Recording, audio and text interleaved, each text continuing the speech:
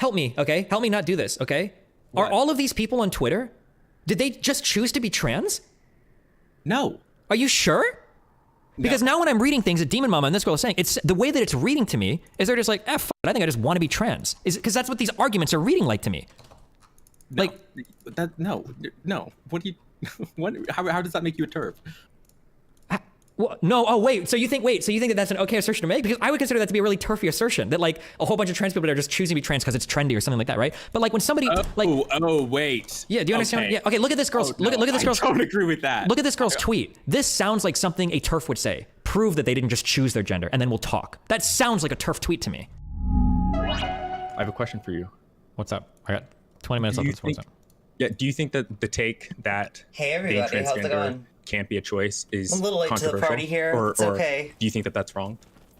I mean, theoretically, I guess it could be a choice, but we can never prove that. We probably shouldn't treat it as such. Like, theoretically, somebody could choose to be gay, but it's a pretty bad narrative to set. I don't know why or where this has come from recently. Because if you could, the problem is the implication is that if you could choose to be trans, couldn't you choose not to be? So why wouldn't you just do that, right? Have you seen those tweets? Oh, they deleted all their. Oh, they just. Oh wait, no, they've blocked their. This is Cyberwitch Lexi. That's very interesting. Wow. Exiliax. Yeah, I think the problem is people got committed to an ideological position of like trans women are women. And I for some reason, they feel like this commits them to like this unquestioning support of every single statement. I think he's referring to like the Contra thing. You know, Contra had this thing where she was like, I mean, she didn't disagree with trans women or women. She basically said that it's, you know, incomplete. It leaves out a lot of people and that it's focusing on, you know, kind of the wrong thing, that there was a better, more all-inclusive way. That probably somebody in chat remembers what Contra was saying.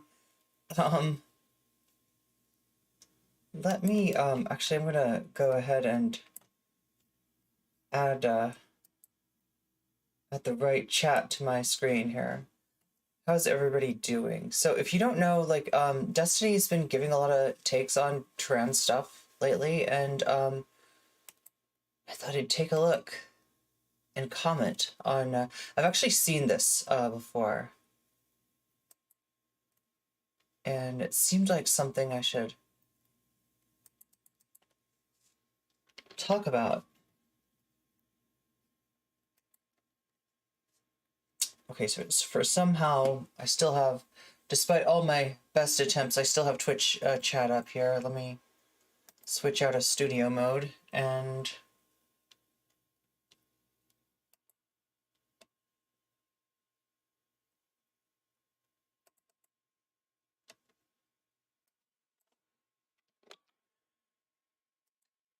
add YouTube chat. There we go. Hey everybody. Welcome to the stream. Sorry for starting all of a sudden if that was weird for people. I'm doing this for the bodies, because the bodies like to, they like to get started right away. They don't like a lot of, you know, intro songs or anything fancy like that, or me chatting or whatever. They just want to get to the shit. They're just like, okay, let's get to the shit. All of a sudden if that was weird for people. So I'm getting to the shit. You're here for the spice. Well, I should be able to provide the spice. Yeah, that doesn't mean I'm not going to talk to chat. I hope you don't mind, Vadis. I'm talking to chat a little bit. Lexi said nothing wrong. Contra was saying that trans women are women is performative. She would prefer transliberation. Yeah, transliberation as a slogan. She said sometimes telling everyone your pronouns bugs. Oh god, yeah, she did say that too. That was a while ago though. Probably closer.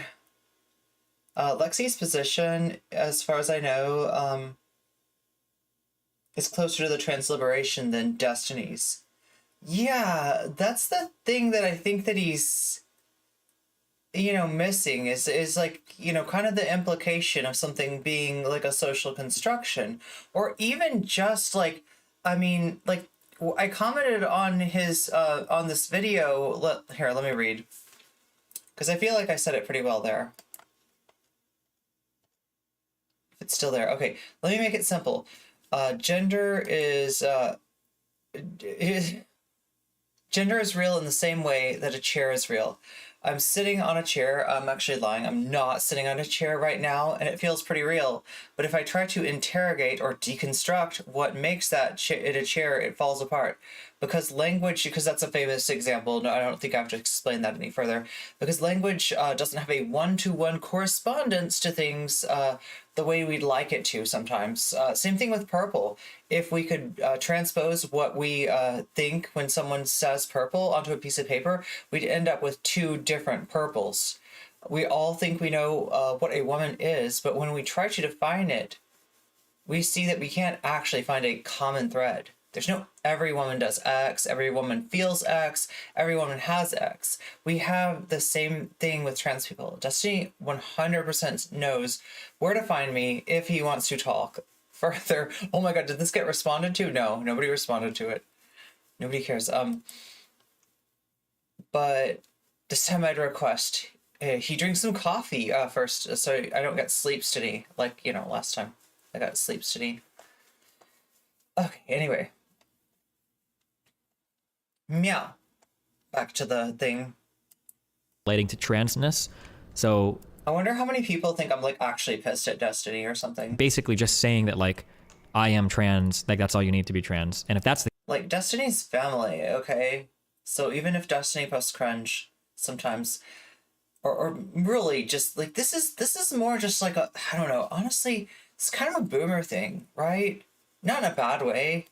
It's just like that's where he's at right now. Mentally, that's where he's going. That's where his head's at. It's like a kind of a little bit of a, I don't know, like a boomer arc or something, a midlife crisis arc. I don't know, chat. Destiny's getting through it, you know, though. So, like, I don't know. I don't look at my job here to take down the bad man who says wrong things, but rather to help the good man say better things. case, then there is no such thing as a socially defined concept of gender or anything else. No, exactly. Like is, I can, like I gave this example. Like if I can, I just say that I'm autistic then? Well, I mean I am, but like if I wasn't, does that now make me that? It makes no sense. Yeah, it's okay. So we don't know much about autism.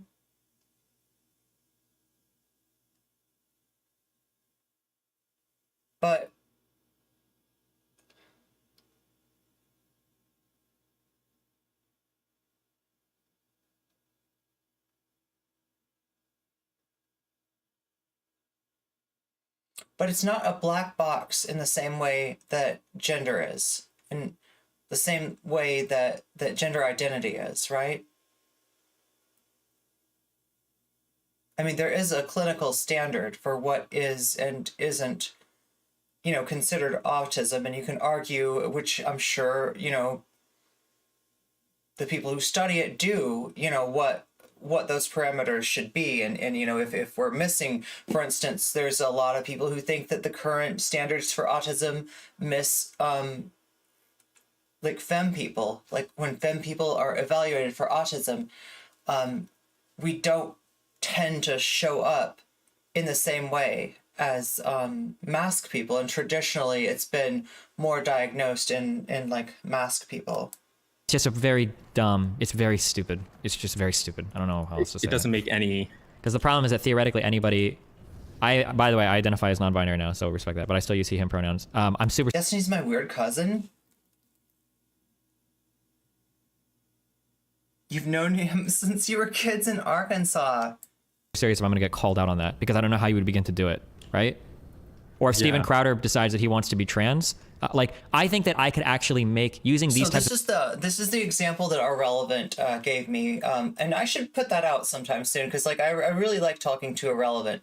Irrelevant like ran me down a logic tree, and I haven't done that very much, and it's really nice to kind of interrogate your thinking. He changed my mind on one thing in particular. There was one part of Demon Mama's video that didn't show what she kind of intended to show in it, and you know, I let him know that, you know, I copped to that. I bit the bullet on. Is that biting the bullet, chat? See, I don't know these things. I'm not like a hardcore debate bro. I like to debate with my feelings, okay? Because my feelings are heckin' valid, and I'm a small bean. Arguments, I think that I could actually make Are you here for that, chat? strong arguments for certain conservative people being trans. You remember No, I Lauren? know. Remember Lauren It Southern? entails- Are you here for a heckin' small bean like myself? Yeah. It entails you can just say whatever the fuck, and there is zero way that Exactly. you can ever. validate that. And I can even argue like, okay, sure, she even said it was a joke, but so did counterpoints in there. Like a lot of people joke the about their gender before, becoming more helicopter? comfortable with it. So No. yeah, I think that anybody like, but it's just so absurd, right? Like, That's the practice. So there's really two aspects to this. There's that practical aspect, right? But then there is also the theoretical aspect. yeah, I only focus on the practical because that's all anybody cares about. But theoretically, I don't even know if this is worth discussing. It's like just so on its face. So he's talking like to I am a Remy. rock. Yeah, no, Here. exactly. Like- But because being a rock is a socially defined, like that is, we have a set of rules to determine what it takes to be a rock. But we also want to say that is a natural term, something that corresponds to something in the world, right? But if we because I'm really into social constructivism, but just because something is socially constructive doesn't mean that it's governed by rules that are just completely under a single individual's will. Yeah, this is something that I've said this a lot recently. I've been talking about this a lot lately. Is because I engage in a lot of deconstructionism on stream, which is fun. I mean, I think what's fundamental about this is we're talking about somebody's identity, and oh god, now we can define terms. Should we get into like a whole should we get into a whole infrared thing where like we define terms and but really when you say identity, like, or when you're talking about like a gender identity, like what I'm thinking that we mean is the process that's going on internally, right? And that's a process that, I mean, I was about to say it's highly subjective. Saying it's objective feels like a tautology. Like, it really does feel like I'm saying nothing at all, right? That's for anyone out there, that's confused about but from the debate earlier, that is what a tautology actually is when you're saying something that's essentially, obviously equivalent to its.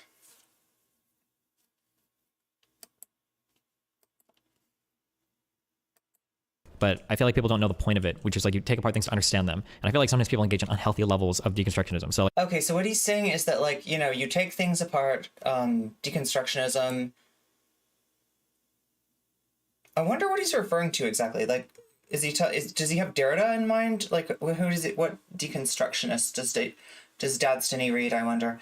There is an intersubjective concept of gender. Yeah. That's the interesting part, Julius. Because if there isn't, it means nothing. So, and by intersubjectivity, we're talking about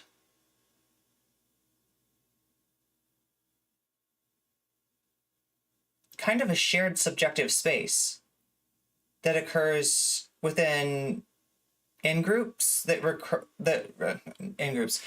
occurs within within groups, right?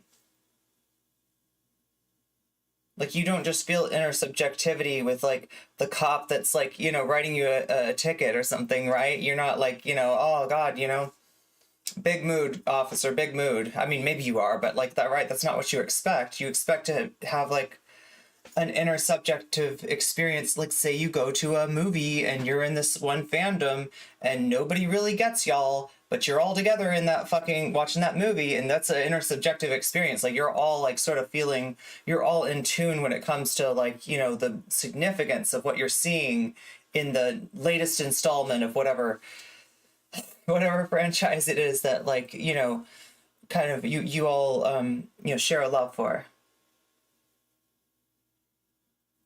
It'd be cool if he engaged with literally any literature about gender before running his mouth. Maybe he does, though. I don't want to make the assumption that, like, that he doesn't, and then have him wave a book in my face, right? Yeah, that's a bad look. This goes into linguistics. If something is purely private, it means nothing. Ah, interesting. If something is purely private.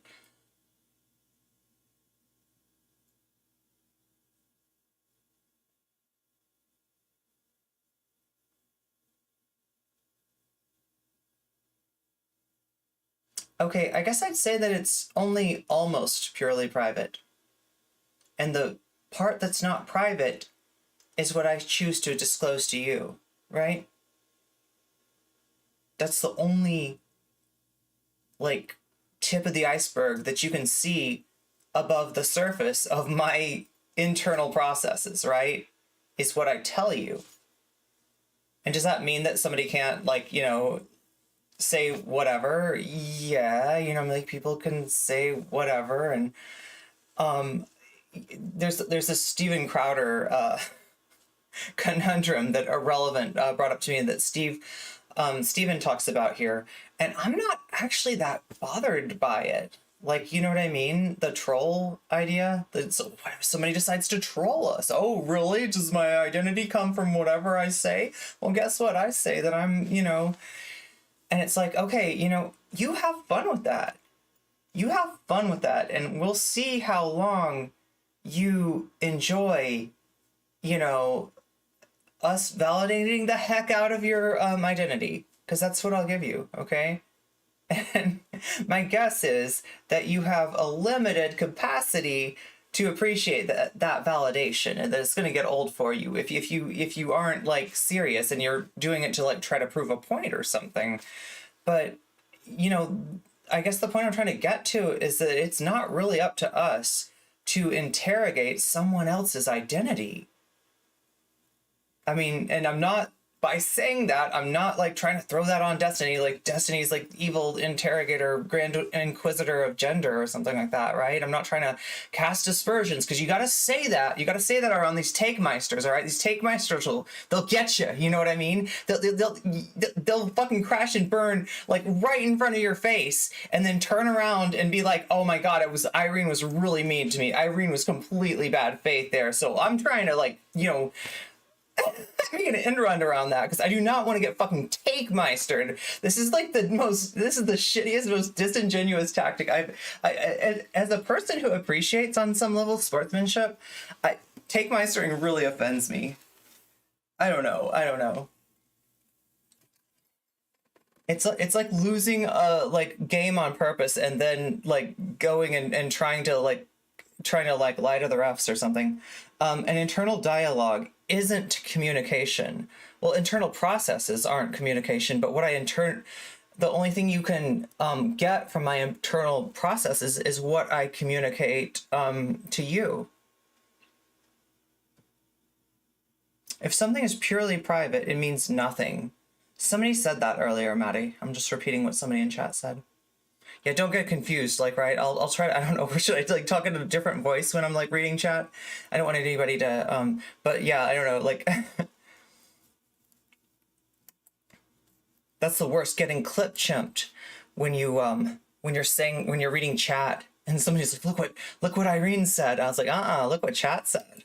Like the thing that like that's your fault. That's your cringe, spicy chat. That's not on me. like Derrida? no, I love you, spicy chat. Yeah, that's what I thought when he said deconstruction. I'm like Derrida, and what? I just mean like the idea of like breaking down like well understood okay. concepts So not Derrida. that aren't previously questioned, and then breaking them apart into their pieces to get a better understanding of those pieces. So, for instance, That's like analysis, really. yeah, sure, okay, call it analysis, sure. Yeah. But the problem is that a lot of people have a very Terminology is funny. bad understanding of what it means, for instance, to say something is socially constructed. People seem to think that if something is socially constructed and it's not quote unquote real, that it has no power. But that's really stupid. Race is socially constructed. That doesn't mean that there's no such thing as racism, right? Or that doesn't mean that people don't have experience as races of people. Just because something is socially constructed. Yeah, I mean these things like that's the thing, is they're real to us. Or oh God.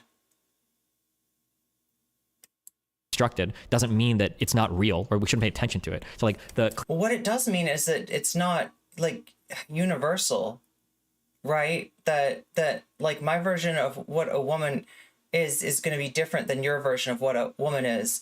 And you might look at my version of what a woman is and say, there's some stuff missing here, you know, like I don't think that, you know, and really you can, if you look at all women, you'll find examples of people who defy like every single one of your little definitions that you try to place on something like that. And that's why But the little dudes I think it's come up important and, not like, to get I just hung up on naturally am, this. Like little dudes.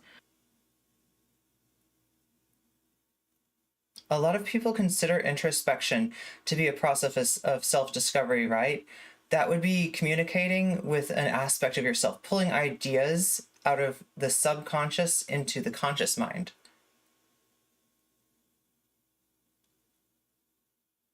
Wait, what was that stream alert even for? I think it was something that happened on Twitch chat. I gotta turn off Twitch alerts.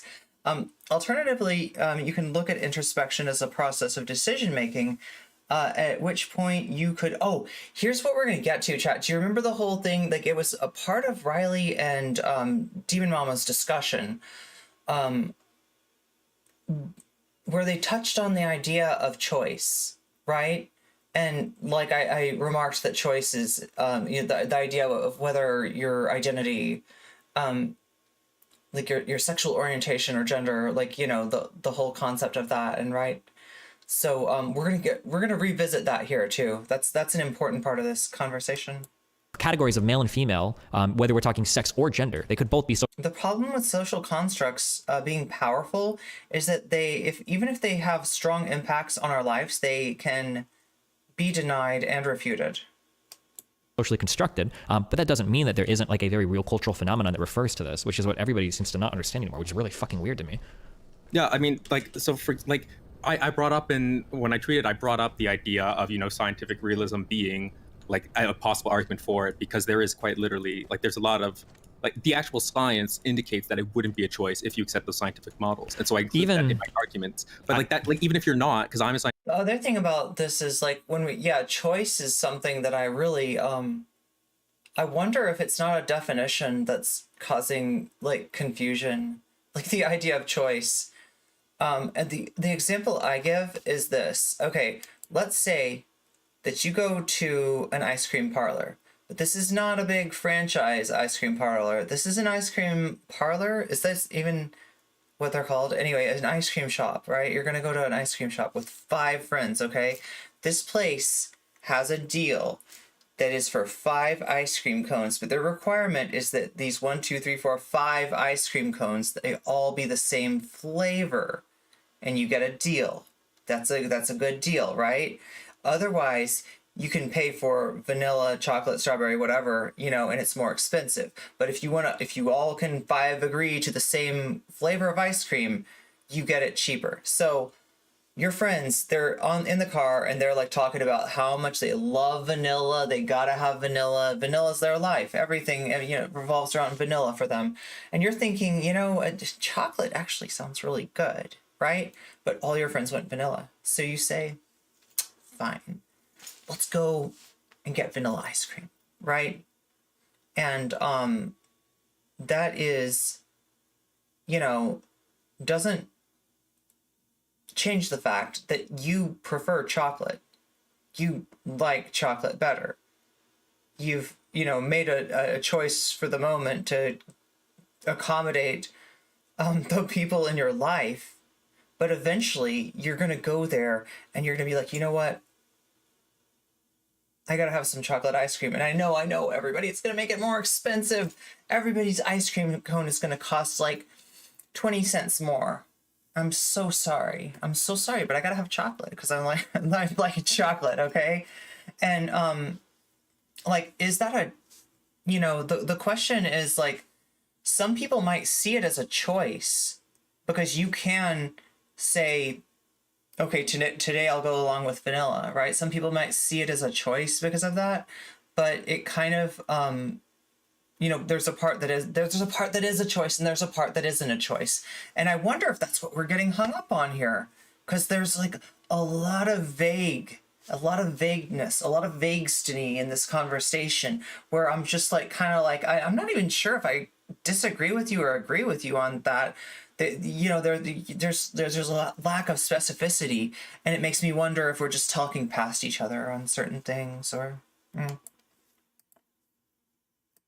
Scientific anti-realist, that doesn't preclude you from making those same arguments. I was going to say, even if you were a scientific realist, you could probably still argue against the idea of like the category of male or female existing. Like it could still be, even if you believed that like science was, discovering the reality of the world or whatever, that doesn't necessarily commit you to saying that the category of male and female is real, right? Like you could still be constructivist when it comes to categories and believe that science is moving towards like some like true factual discoveries of the fact of the matter or whatever, right?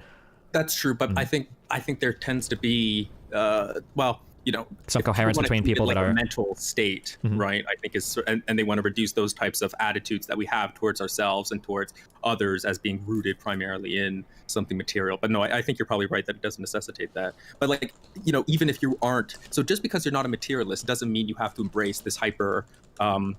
But like, no, because you can be a social constructivist, but it's whether you as an agent have will over everything, and clearly that's just not fucking true. So why is it true about gender? I mean, we can't control very, very basic okay. things about our psyche, and about the way that we feel about things, and about the way that I have towards my attitudes towards different.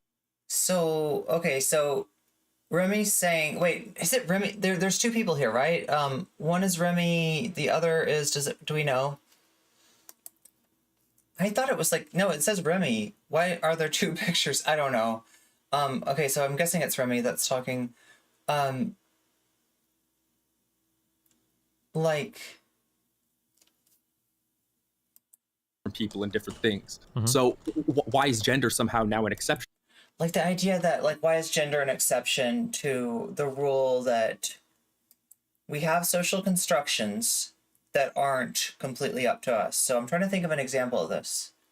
A social construction that's not entirely up to us. I guess you could say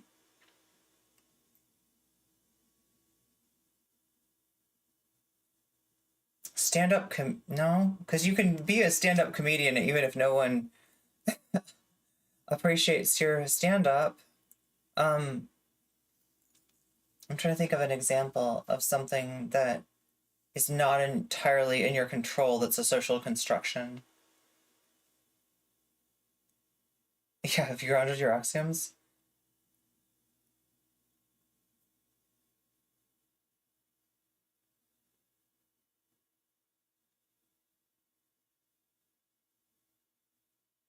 All social constructs can be changed by human beings.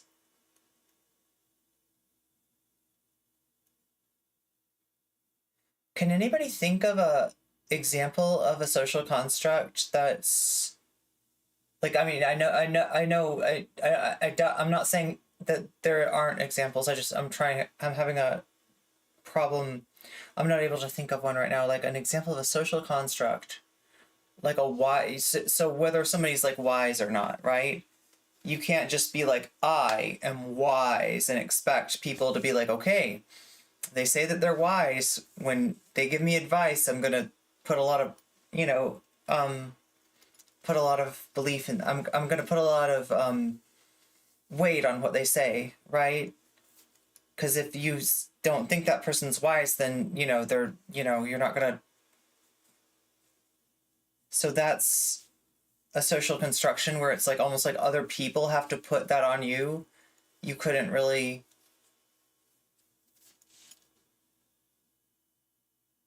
Money is a social construct.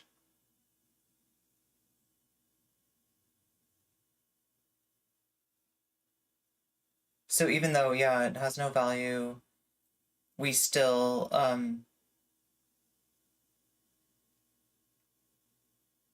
it's affected by things that humans do, and it's not up to you how much money you have.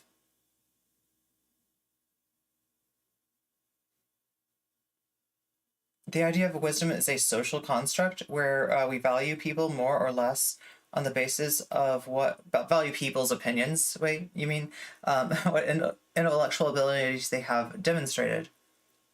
I mean, maybe some people do value individuals like that, but like at least we're comfortable saying that we value opinions. Not gonna lie, still not a single clue what leftists mean by social construct, other than the thing that with words are social constructs. So what it means, I guess, is that it's not.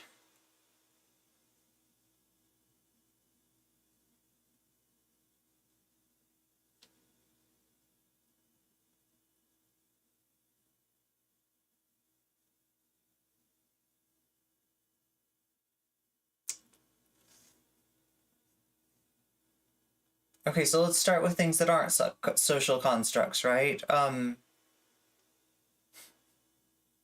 This will be fun. Because like I feel like for even like I'm just like thinking of like natural objects, and I'm like, but I could think of ways to call them a social construct. Like, why do we consider, like, think of a mushroom, for instance. Oh god, I'm just gonna make it more fuzzy for us, but just go with me for a second here. Okay, think of the humble mushroom, chat. What do you think the mushroom is? If I showed you a picture of a mushroom and I said circle all in this picture that is mushroom, you would circle the stem and the head of the mushroom, right? Most people would. Well, probably the mycologist might want to circle a little bit of the ground around there because they know that the mycelium is growing in the ground, and that the actual like mushroom itself is just the fruiting body of the organism, which is living, you know, largely underground. So, you know, like the social construct of a mushroom, oh god, I might be misusing this. This might be totally wrong, but I think I'm onto something. Okay, like, you know, okay, no, this is not a good example of a social construct. I'm just trying to use this mushroom thing as an example of a way that we can separate something at a point that makes sense for us socially that's not reflected in nature. In nature, there's a connection. There's one organism, you know, in the ground that's got lots of fruiting bodies. So there's, you know, this is all a thing. In our minds, because we don't want to eat that mycelium, we want to eat the fruiting bodies. We think of the mushrooms as being separate, but they're actually not. They're all part of the same organism. They're all part of that icky stuff, that wispy white mycelium underground. Sorry, chat. I didn't mean it to go so mycological today. It's being a little non-linear. Oh god, are we gonna start? I know just enough Deleuze and Guattari to be to post cringe with it. To the rule where we have complete control over how we interact with our gender. That to me is just completely, yeah, it's so. Oh, pets are physical things that are social constructs, maybe. So yeah, like there's nothing. So in our minds, like there's a distinction between like a dog that somebody owns and a dog that's like feral. I guess it's the same, you know, organism, but because of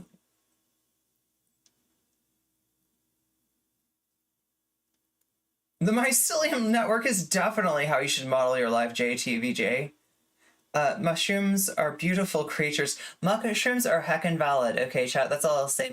Mushrooms are heckin' valid. Oh, yeah, it bothers me. And then to be told that I'm illiterate, and oh god, it's just really fucking annoying. God, wait, bad YouTube naturalistic. Oh, are these search suggestions on Plato Encyclopedia?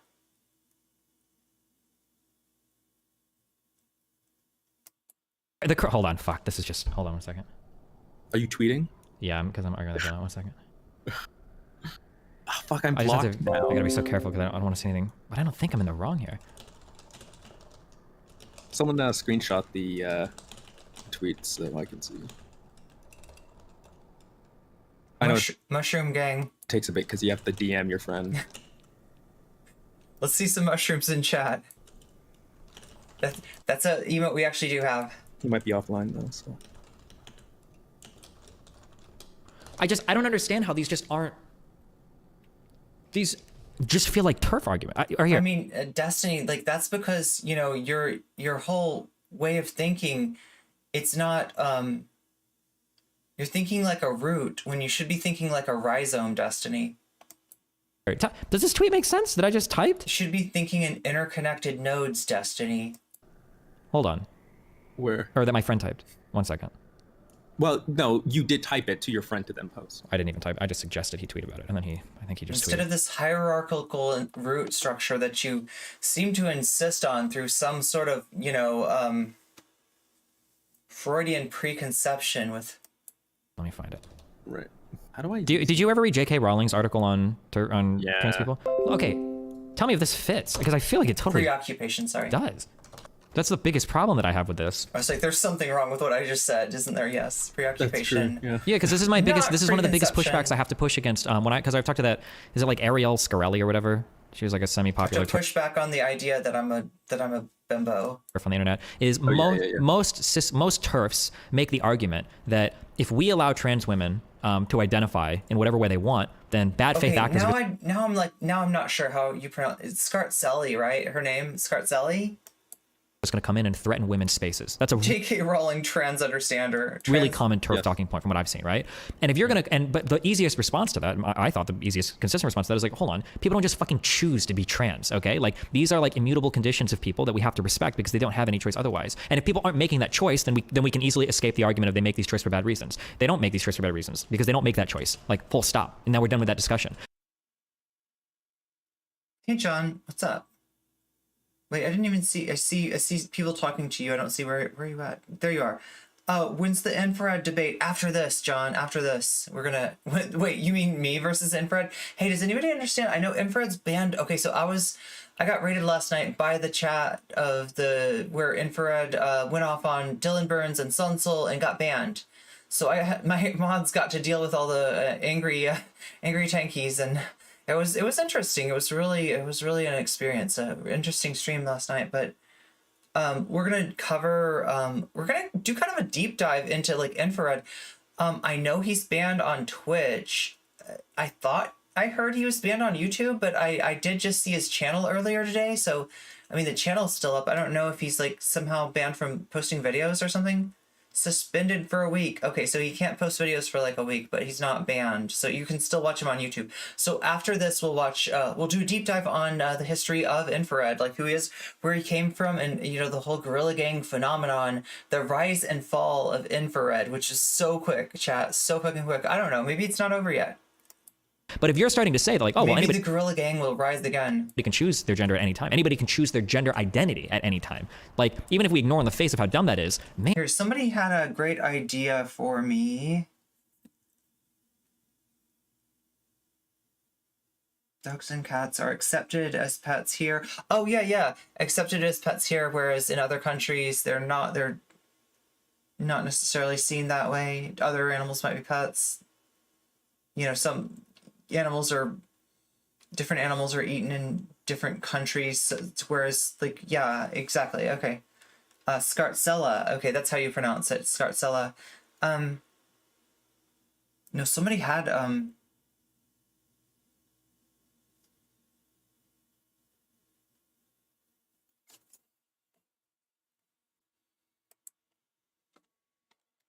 wait, I don't know if you were serious about this, though.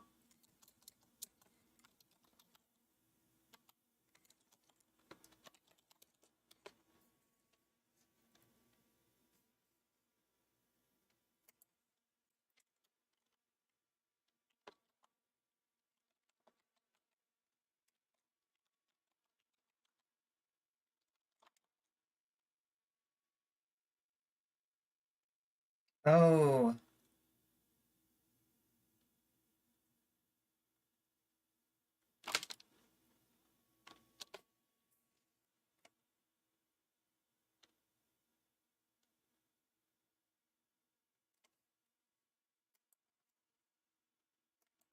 Yeah, that all of a sudden, all of those TERF arguments just became like way stronger. Like, well, hold on. Like, me and Rem are going to the gym today. I think I kind of feel like identifying as a woman today. Hold on, you can't stop me. Don't you fucking dare question my gender identity. That like, hold on. Like, now, wait. Like, yeah, that just seems on its face really empowering to TERFy language.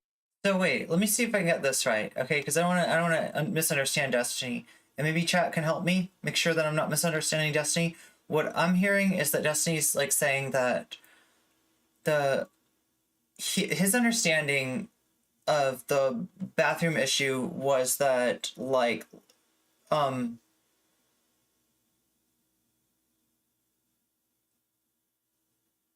there was some test that the trans community that we went around and kind of being like, okay, you're a real trans. Oh nope, you're trying to sneak into the changing room. Get out of here, not real trans.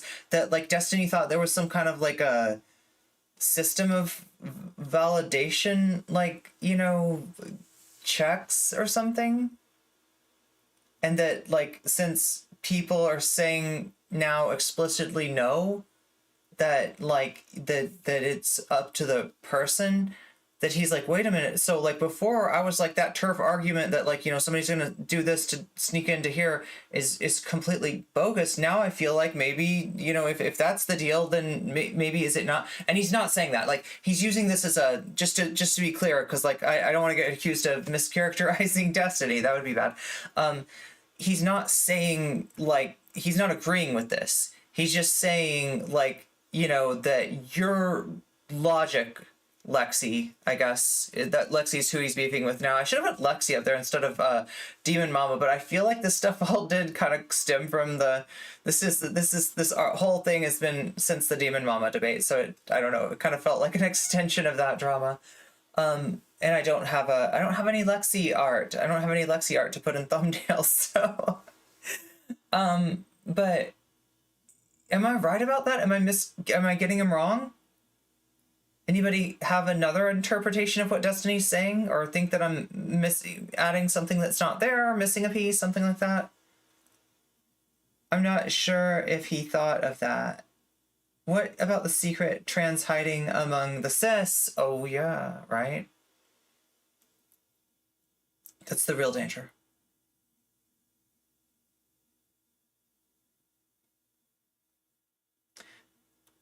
The dark side of this discussion, it's that kind of stuff that Destiny's diving into now.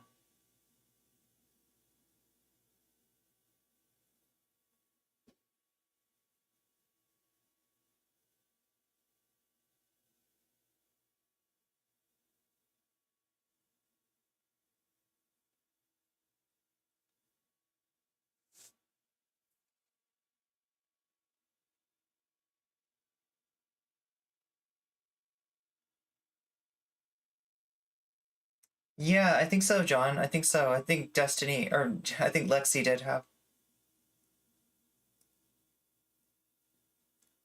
That sounds right. That sounds like what's okay. So if anybody's got a bone of contention to pick, because I do not want to put words in Destiny's mouth, and I'm not trying to put words in anybody's mouth. I repeat what I think I hear people say to understand them, not to, you know, force my version of what. Why is there a... Okay, that's not even... Never mind, chat. I'm looking... Something scrolled by on Twitter.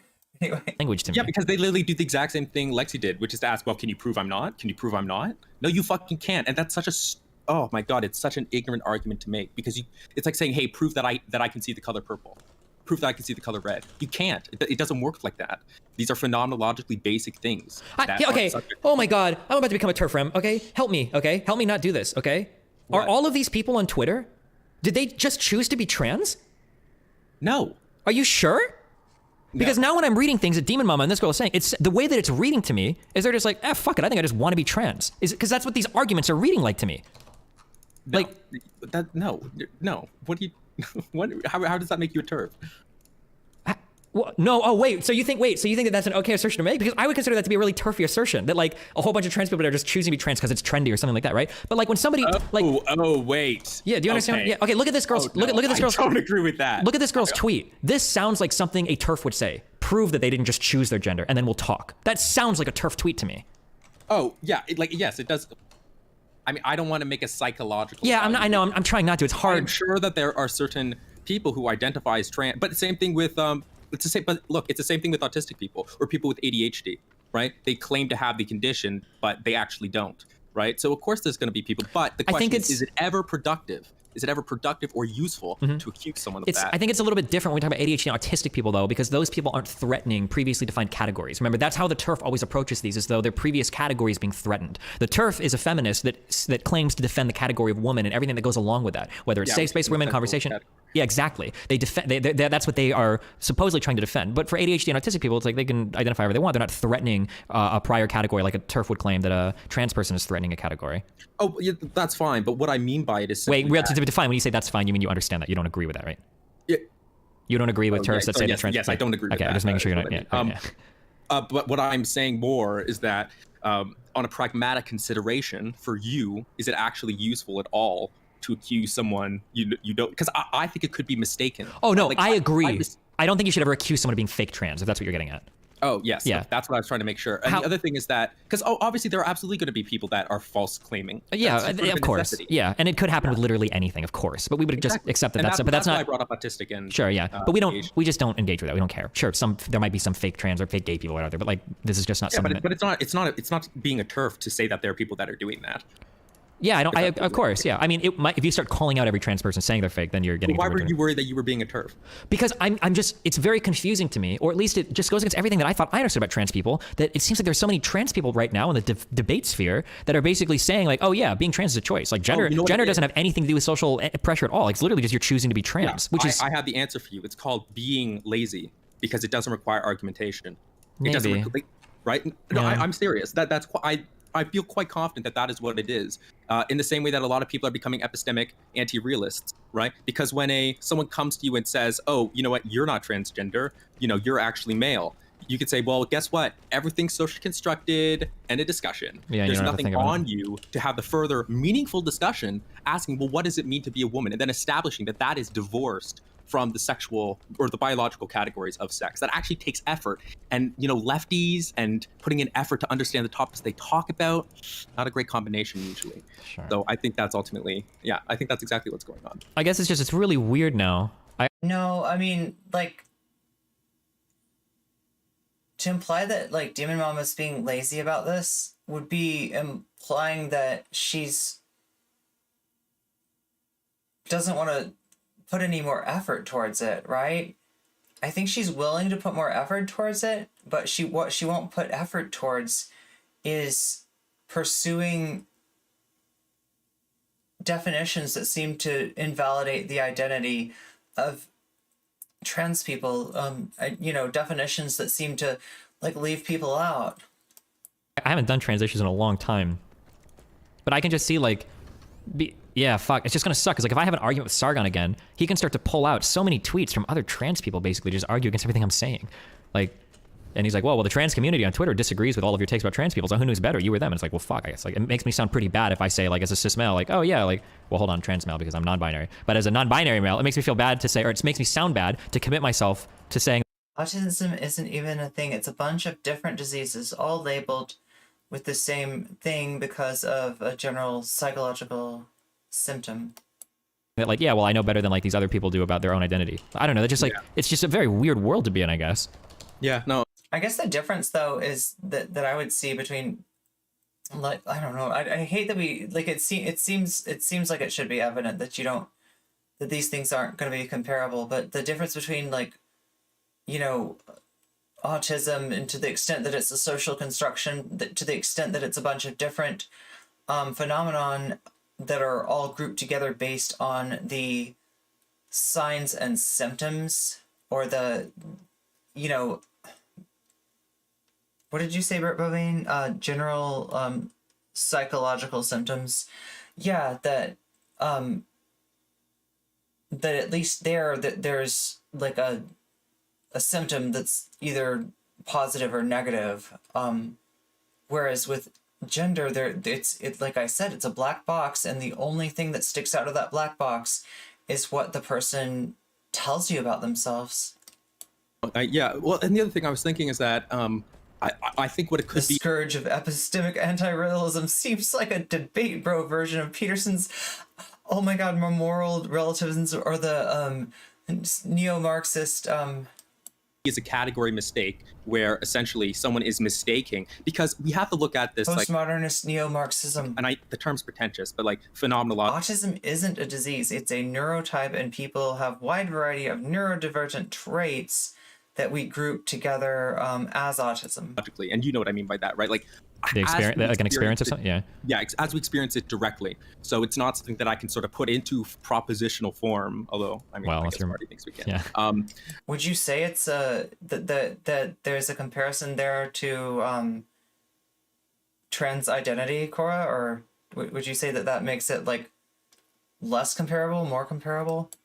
But so, you know, if we talk to trans people, or even me, because I identify as non-binary, so I have direct experience of how I experience my gender, and I know that it is not at all a choice. So there's two alternatives then. One is that it's always a choice, and that it's never something that just naturally occurs with someone. I mean, we know that's just straight up false, right? Because I wonder if I were to ask, should we consider as a first step for trans people, if you were to ask one of these people, do you think we should consider conversion therapy again then for some trans people? Maybe they'll make a different choice after they've been converted, right? Like that's what, it seems like that's the road that they're logically entailing themselves to. Oh, yes. No, so obviously these are Gulliver's Travels. It's the same author. It's a Modest Proposal type.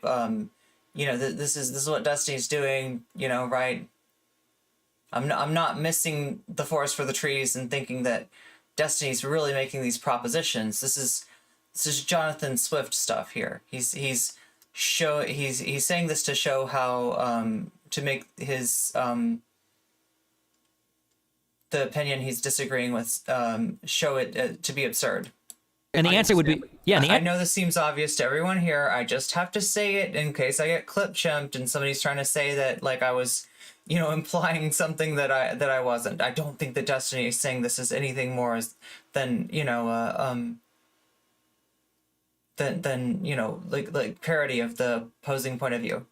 The answer would clearly be no, of course not. Like we've seen that just doesn't work. Like it's not that simple. Yeah. Yeah, I mean, no, it's not that simple. And the other thing is that, I mean, the argument is just going to be, of course, that, well, there's nothing harmful in being trans. So, like, well, you know, why would we do that? Why would we do what? Well, why would we have like, even if there is some harm. The harm is done to the self, right? Well, not in being trans, but in experiencing. Actually, no, you're wrong. Gender why dysphoria. would you need to do conversion therapy if it's a choice? Well, because maybe if they could be converted, it would help them make another. Like my defense against things like. See, but this is the thing. This is the thing, and this is what I think might be going on: is that they're using a very slippery notion of choice, where what they're talking about is not actual choice in any meaningful way that we think about it, but is something that is governed by environment. No, I disagree. I know exactly what you're saying, but I don't think because I would actually I might actually even agree with that things like being gay or being trans is maybe a quote unquote choice that we make when we're like 3 or 4 years old after some level of conditioning. Right? That might be the case, right? It's hard or to like say. In the environment that we put ourselves in. Yeah, exactly. But it's like, but at that level, we would be very careful to use the word choice because like these are influences that are happening way before you could ever know the impact of the choices you're making, right? So we wouldn't call that a choice in the same way that like it's more like a social environment or whatever that leads to particular outcomes. But like if somebody were to tell me, for instance, like, you know, like what do we think about like conversion therapy for like trans people? Like Laura, I never know if what you're saying is like really based or if it's just like Return to Monkey with a few extra steps. my answer would be, okay, well, obviously, no, these don't work because you can't just choose your way out of your trances. That's a ridiculous concept. You can't just choose that. Like, these people like suffer with so much in their lives, depending on if they're experiencing dysphoria or whatnot. The idea that they're just choosing that to be trendy or for whatever reason is ridiculous. But then these arguments just seem to kind of fly in the face of that. Like, oh, well, of course some people choose to be trans. Like, when they're making it sound like a large number of people could be, or like any trans person could be, because gender isn't real in any way. Yeah, I mean, and this is why I don't think we can ever ascribe to these people. And this, I told Lexi this on Twitter. They just called me illiterate again. That, you know, you can't choose to, or sorry. I said that it's absurd to ascribe to you the idea that you can choose to be transgender and that there's nothing natural about it. So it's always a choice. I wouldn't dare ascribe that to someone because that's so incredibly wrong, right? So it's going to be a case of, well, some people choose to and some people don't. But if we actually talk to anyone, you know, who has gone through gender dysphoria and experienced what it means to be transgender, they almost always will say, well, no, it's not something that I had a choice over. So how do we reconcile that testimony, which comes from, I think, the vast majority of transgender or being gay as well, right? Yeah. Or being gay. Like, I don't know a single gay person ever who has said that it was their choice, because they would all tell me if it was a fucking choice, I would choose not to be gay. So we're coming back to this idea. I think they mention it later. Maybe I'll just let them cover this. Of course, depending on their experiences, right? Yeah. Exactly. Yeah, and think about the amount of people who don't live in a westernized country where there is, in a lot of places, acceptance of being gay. Like, how do you know? So, yeah, it is basically you're saying, well, no, like you are either lying or you're mistaken. And I think it's more you're mistaken about that phenomenological experience, in the same way that we can be mistaken about other things, right? But I mean, I don't think any of these people are in good faith. So, you know, you can't prove against them. But in the same way that I can't prove that, that they're not experiencing this brand new color that they've invented called, you know, whatever you want to call it, right? It's just. I mean, and that, for me, the fact that I can't prove that my purple is like your purple, or my concept of gender is like your concept of gender. I mean, that's all the more reason to respect people's self-identification. There's no conversation to be had there. Rather than trying to come up with like rigid definitions that invariably leave people out, and then just say, well, just wait, let's work on this part, and then we'll come back for you. Marginalized people have heard, we'll come back for you way too often. Like, what if I say, like, generally not a good thing. What if I say I'm actually God? Oh my God, what the fuck? No.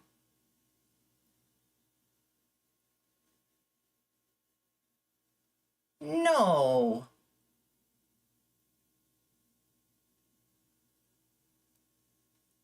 Oh, it's a meme. No, it's like it's an Amprem thing, Cora. It's an Amprev.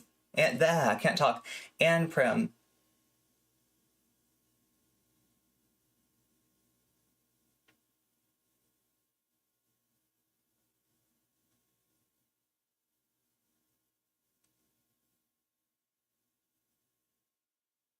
They're at the lecturing trans people on how to be trans stage.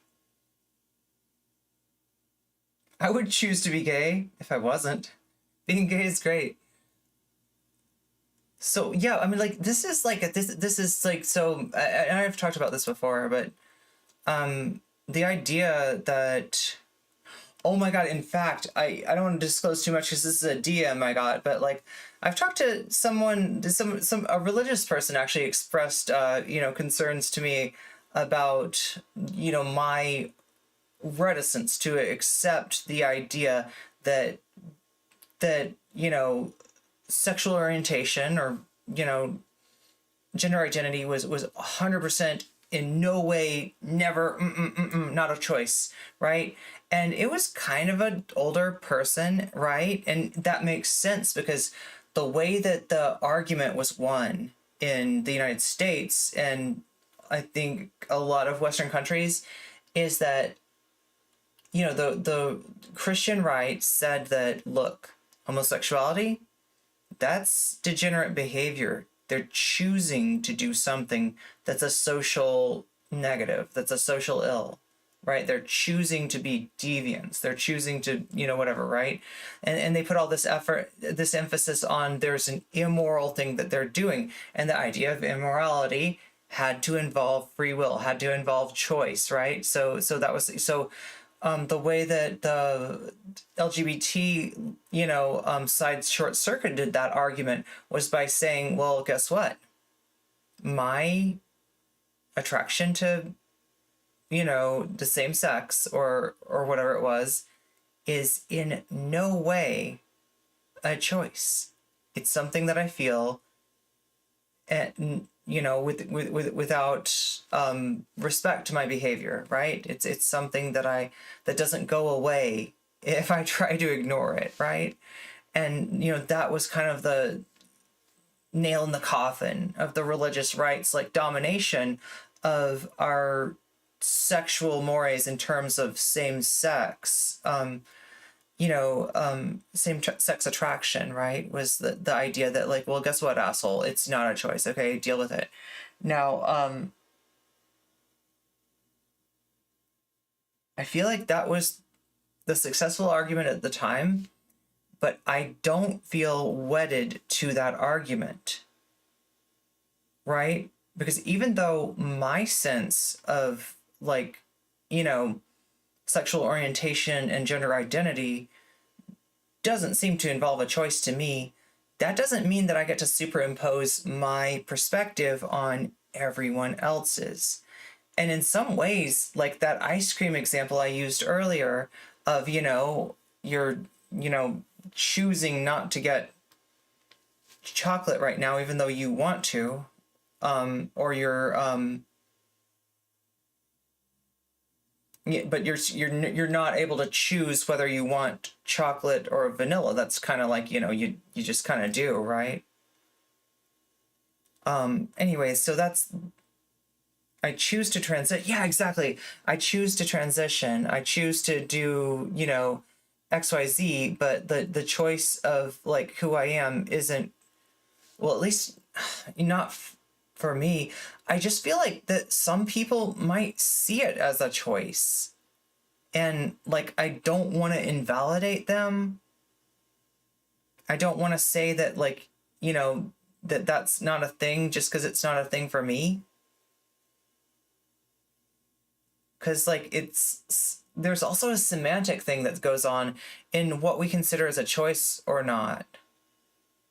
Like for some people, a choice might be acting on something that you feel a desire to act on. Some people might consider it a choice because they you know, there was another option to like stay, you know, in the closet and to try to match everyone's expectations and you know, to go along with a vanilla world when we really know that we want chocolate. There's evidence for that most people don't get to choose your gender or sexuality, but we don't have a map of the terrain. And some people, yeah, I just feel like there's no reason to like kind of make these rigid definitions if they're gonna leave some people out, right? And I really want to be careful about imposing like my view of my own identity on other trans people, because I want to respect that their purples might not be the same purple as mine.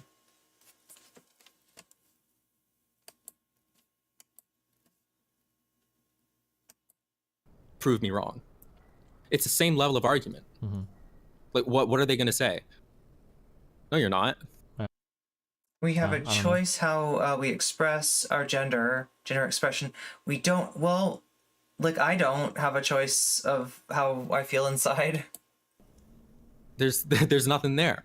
I guess what I'm trying to say is I just like don't feel like going down the road of, you know, validating and invalidating like, you know, transness is anything that I want to participate in. Even if it's entered into with the best of intentions. So, and then they get mad at you for not giving an argument. Mm-hmm. Yeah, I don't know. Yeah, it doesn't make And you know, so far, no one, including our relevant, has made an argument to me that it's necessary to police people like that.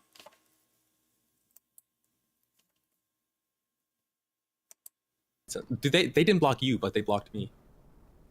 That's sad. I always thought Lexi was cool. Maybe well, I didn't really ever.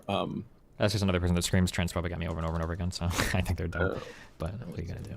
No, I don't really engage with those people. Mm-hmm. Well, I wonder. Oh, look, there's another tweet. And like I said before, chat, like I don't think Steven's like means any ill will or anything like that. I'm not like, you know, in that camp of you know, thinking that Steven is a bad actor of some kind. Like I think he's trying to get to the truth and trying to do what he thinks is going to help trans people. You know what I mean? I'm not, despite my spicy tweets, I'm not here to like, you know, harsh on Steven, because I like you know me. I don't think that's productive a lot of times. I have to open this in incognito. Lexi does not do that. If I make fun of this person for being otherkin, am I being transphobic somehow? For being otherkin? Is a doe person otherkin? Does that make me trans? Does that count as trans people? Wait, are they an otherkin? I think so.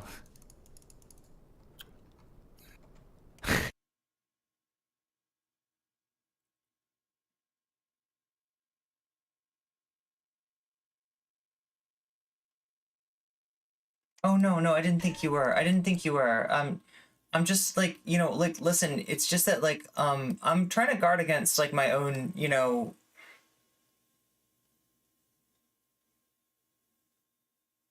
like my own, you know, tendencies, right? To see, you know, to universalize my experience. And because as a binary, you know, trans person, my identity is somewhat validated under certain conditions, or it's very conditional, actually, it's very conditional. By cis people, I have a tendency to maybe, you know, see transness through that perspective. And I'm trying to avoid doing stuff that's going to end up gatekeeping other people that don't have that, that whose identities haven't been validated by society, because like this is the problem. Okay, as a binary trans creator, you know, like as a certain, like for a lot of reasons, society's gonna listen, you know, to what I say, and if I make grand pronouncements about the trans experience, those are gonna be taken as like, this is what trans people want. Okay, so it behooves me to not make any pronouncements that are just based on, you know, my own perspective, and that cut out like other people. Like I have looked at, you know, what other trans creators have done, and I try to learn from their mistakes and their successes. Oh, wow. We're getting to some really complicated philosophical territory here. You know, I was thinking about this because there are, well... Because I want to make a Bambi joke, but I don't know if that's like transphobic to attack somebody's other kin, but I don't know. Never mind. Okay, this is so, like, I'm trying to have a serious moment here, Steven. I'm trying to have a serious moment. What the fuck? What is this memeing? What is this memeing? Are you talking about, like, Stephanie? First of all, like,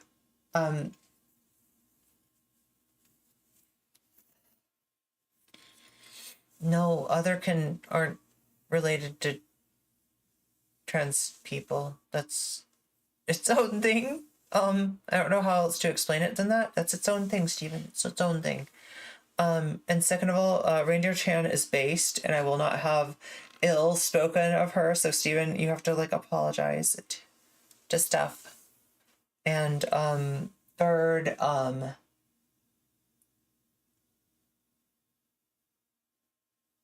wait, I forgot, what was the third thing?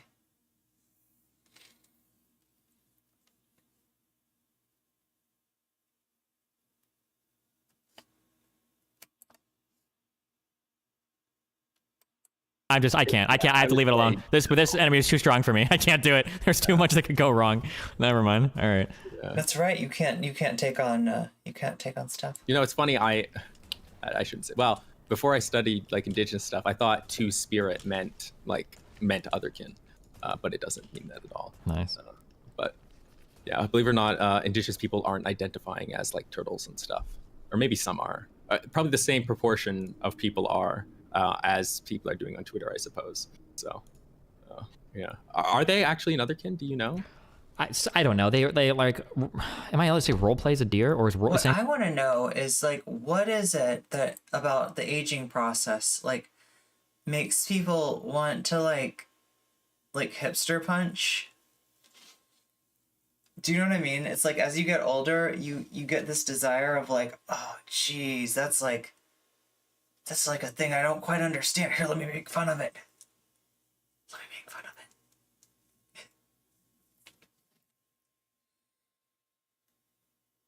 A real Kobe take time. Yeah, it looks like we're gonna get cut off before any Kobe takes come down the line.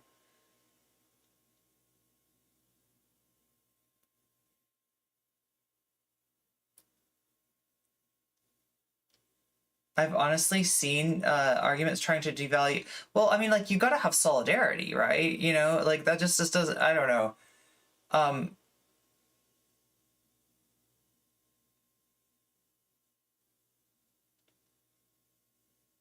Society has multiple expectations of what women look like. Furthermore, one of those expectations is stop telling women what they're supposed to look like.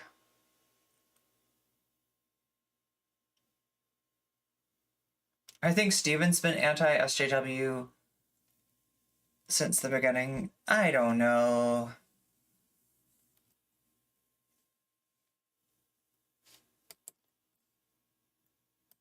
Their role playing is that bad. They act like a deer on stream, and I thought it's because they do other stuff, but I might be wrong on that. I don't know. Right. Well, I was just wondering if like they. I mean, it's just like seeing stuff and automatically assuming, oh, this is like an otherkin thing, and the fact that stuff's like trans and like just kind of like seeing, like wanting to see a correlation there.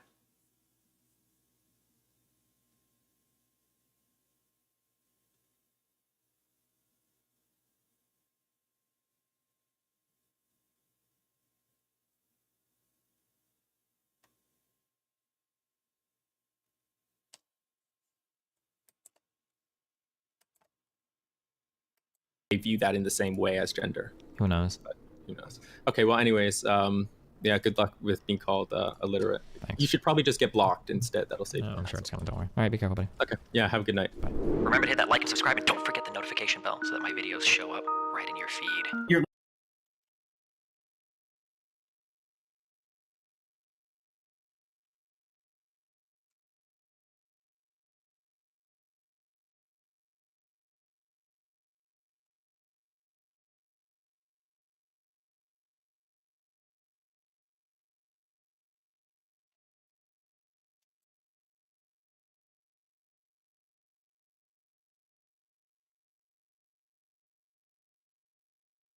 Oh, no, Destiny started to bring up like First Nations issues, and that's like the area that Kobe Bobby's like kind of, you know, stepped into doo-doo with really bad takes on like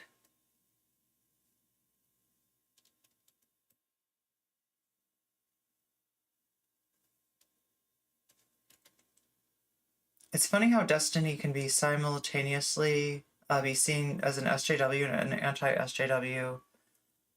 I don't think he's an anti-SJW. I think he's like, look, here's my honest analysis of it.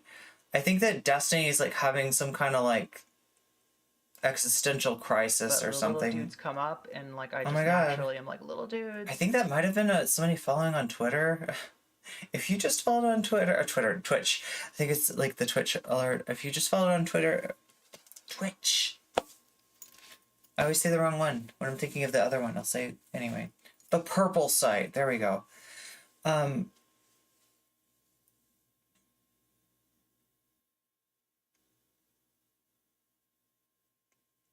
you want to see some spice?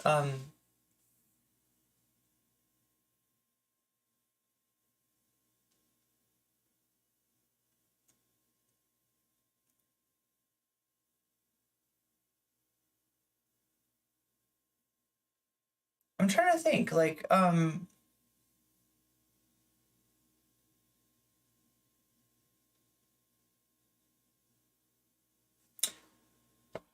there's a lot of people that really want this discourse to mirror the LGBT discourse.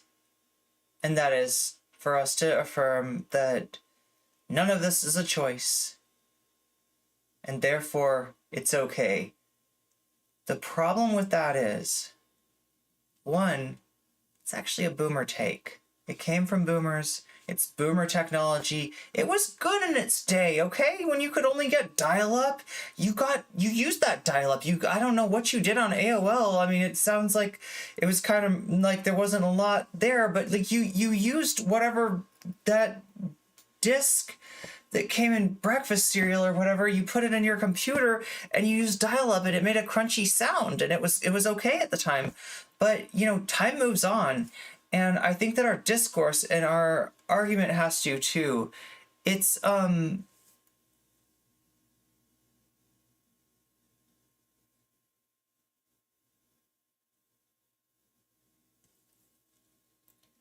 fact that we have to say that being gay isn't a choice, like,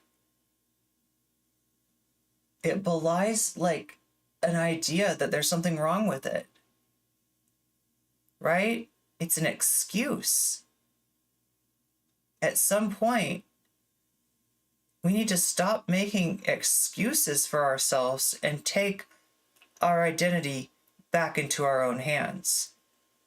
And that's what this represents, right? Because, like, the trans community might not be the perfect umbrella. And, you know, especially out on the sides of that umbrella, there's a lot of people that don't stay dry, okay? But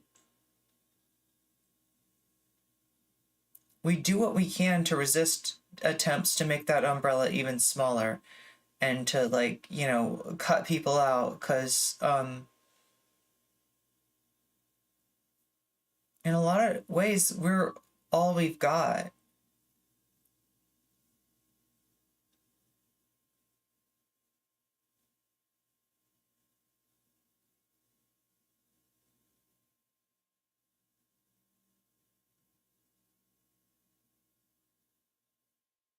Don't believe in free will, nothing is a choice. Yeah.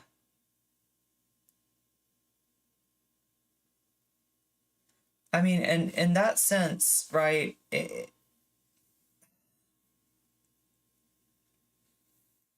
feel like the language of choice or not choice is, you know, something that we're getting hung up on, and it's, you know, causing like a disagreement where there really isn't one. I think the crux of this issue, you know, like, which kind of started with the Riley Demon Mama debate, is that there's something inside us of which we can only begin to communicate to other people. And getting others to treat you the way that you want to be treated is not a short journey. It's a very long process. But when it comes to something as, you know, that does actively resist deconstruction the way that gender does, which does seem to be perceived in so many ways by so many individuals, I think it's important that we give it some space and we give it some respect. Like, I do appreciate what Riley was trying to do. I don't think that her goals were anything, you know,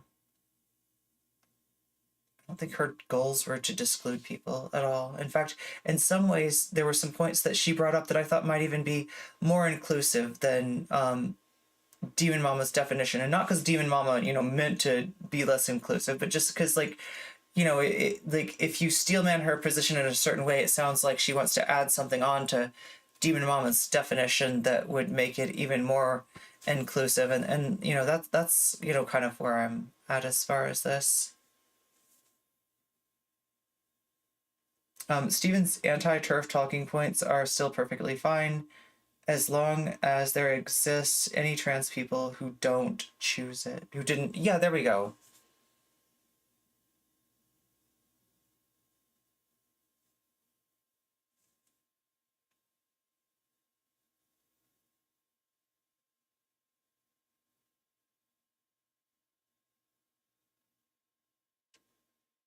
Yeah, we're trying to resist having like a creed or something.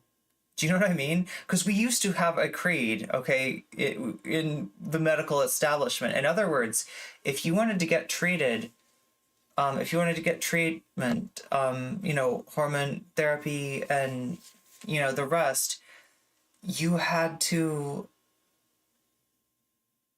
stay really close to a certain narrative.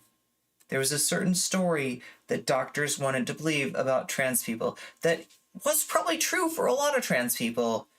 And because of that, became the standard by which all others were judged, right? And, you know, this is the age of medical gatekeeping where, you know, basically, if you were in the trans community and you had friends who were trans, they would tell you, when you go and see the therapist, tell them that you knew something was wrong at an early age. Tell them that you know, like had, you know, dysphoria, right? You know, there was a whole list of things. There was a whole list of boxes that needed to be ticked off. And because, like, and here's the irony of it, right? Who would want treatment given that it's a lot, it's not easy, and you know, it adds so much uncertainty to your life if you weren't, you know, like in some ways, like these, like the treatment should be self-selected rather than being you know, something that we were, you know, holding away from all but the true trans.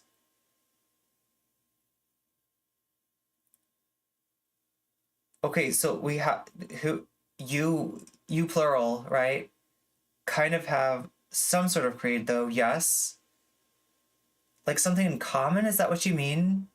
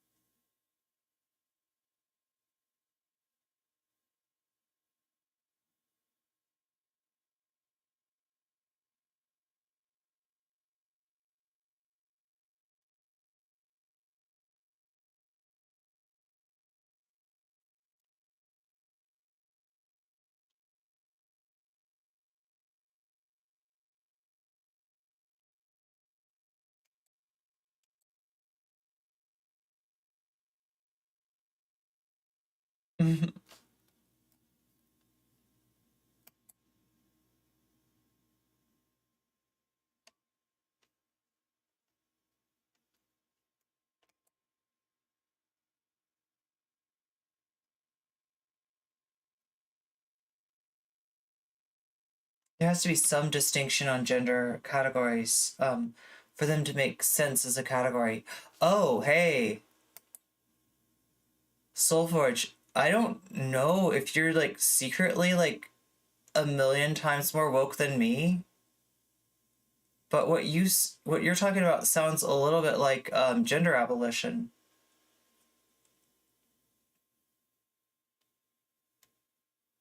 Right?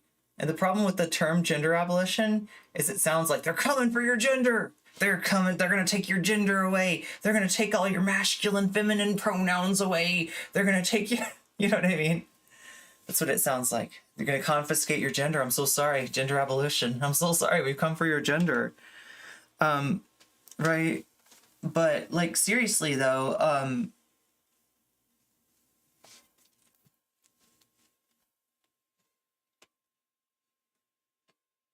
I feel like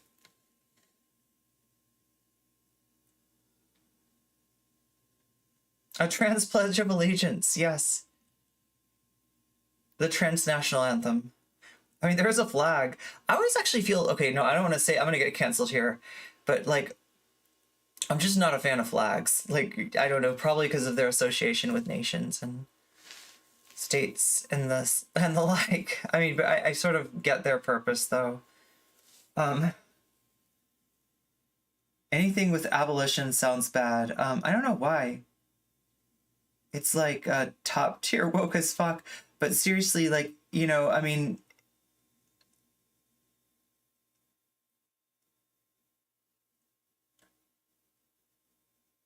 I kind of think that our understanding of gender is probably we're probably like at the very dawn of like a new understanding of what gender can be, right?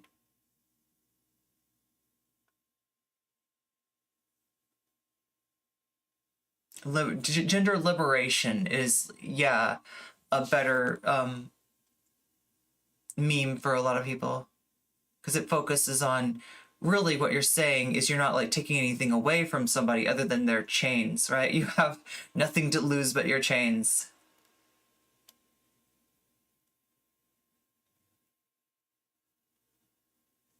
Well, I mean, gender abolition, like the idea is that it's a social construct. It's not like you can, you know, you can't just like overturn a social construct because you don't like it, right? It's like there's like a habit, there's like a history, there's like a way that it's like just written into our culture. But what we're at the process now of is just like questioning it.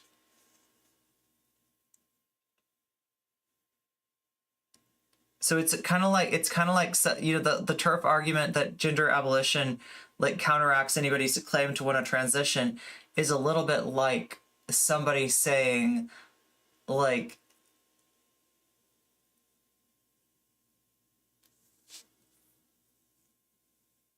you can't it's a little bit like saying you can't participate in capitalism if you want to abolish it. Oh, okay, so you want to abolish capitalism. Well, guess what? That job that you work that pays you money that you use to buy the food that you eat every day, that's capitalism. So if you don't like capitalism, no more job, no more paycheck, no more food for you, no more attendees, no more attendees. Chat. First they came for our attendees, and then they came for our agendees.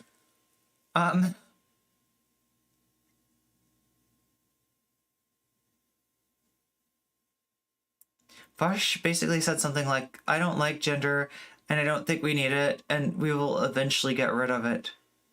Oh God, sounds like so like I feel I feel like the emphasis like on liberation is what this is why I like liberation better. It's because I don't want anybody to think that like, you know, we're imposing like the idea is to free people. The idea is not to impose something on people. It's not to take something away from people. It's not to like limit people's experience, limit their expression in any way. It's to do the exact opposite. It's to set, you know, people free.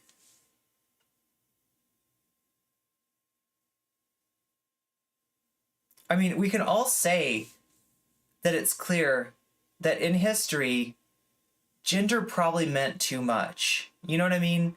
Like the idea that you can't do certain jobs as a woman, we've proven that to be wrong. Like that's not like a, you know, spicy take, right? That's not like you know, we can all agree that like the implications that we've put on gender have been a massive overreach and have just been like wrong in a lot of areas, right? And like think about like how men's emotions get limited, or women's emotions. Let's talk about that too. Like men aren't allowed to be vulnerable. Men aren't allowed to be scared. Men aren't allowed to, you know, express like, you know, certain emotions in public. And women aren't allowed to be angry. Women aren't allowed to be ruthless. You know, like women are like, right? There's so much that we get limited on by these like things that are supposed to be like tools. I mean, like ideally, like, right? I don't like I said, I'm a gender liberationist, not an abolitionist. I don't want to get rid of the tools. I just want to be able to, you know, use them for more things. But I think the first thing we got to do is like start, you know, get away from some of this mythology, right? A lot of how we conceive of gender amounts to mythology. Yes, there's like a difference between like the relative like you know, strength of an average person with an estrogen dominant system versus an average person with a testosterone dominant system, but it's actually less pronounced than we think. we think of it as this massive thing, when in reality a lot of what we see as the difference between, like, in averages has to do with, you know, the activities that people are encouraged to participate in. While obviously, you know, yes, testosterone does cause more muscle synthesis, like, right, it's just like there's a lot of mythology that gets added to it where we think that it's a more, you know, all or nothing factor than it actually is.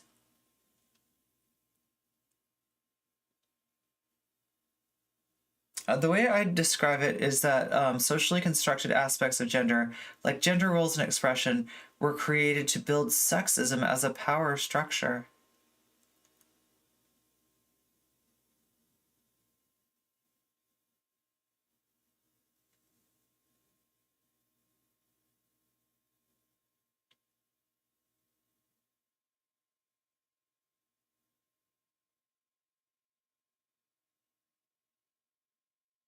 Yeah, yeah. Hey, that's a good thing. Soulforge, I didn't catch the second that I didn't catch this, but you said the issue would be the idea of gender is still useful.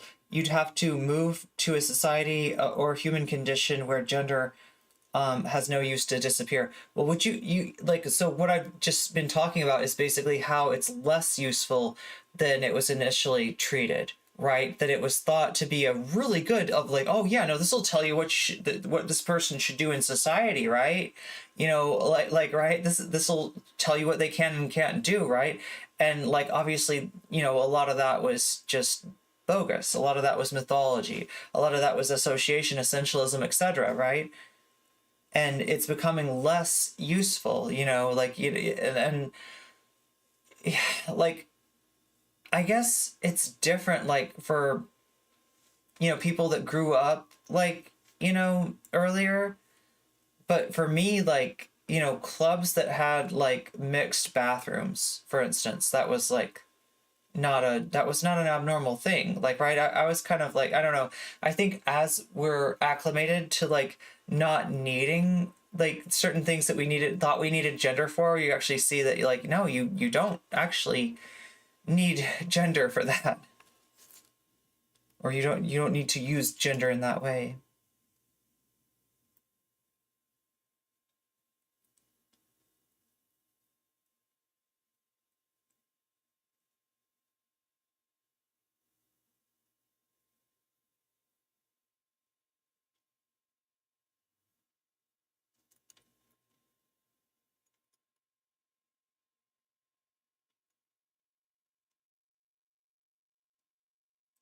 When people want to abolish capitalism, it's more like they want to abolish the commodity form of production.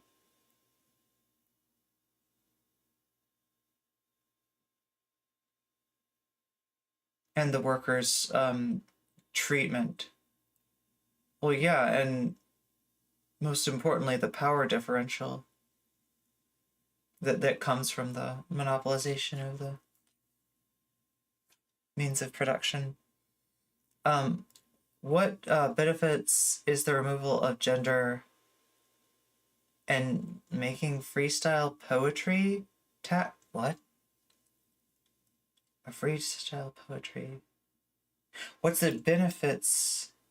What benefit is the removal of gender?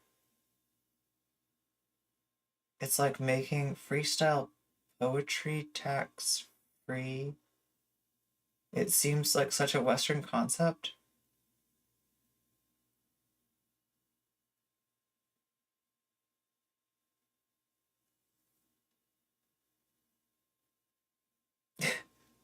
I have no idea what you're saying. The way I describe it is that socially constructed aspects of gender, like gender role and expression, were created to build sex. Yeah, I don't think that gender liberationists want to remove gender. They do want to remove is the stigmas and negative social effects of it. Yeah, they want to remove the way it limits you, right? That's why it's liberation. It's freeing. It's not, you know, taking something away. It's not disallowing something. It's not confiscating something. It's the exact opposite, right? It's not you know, it's not authoritarian. It's what's that word for the opposite of authoritarian? Just kidding.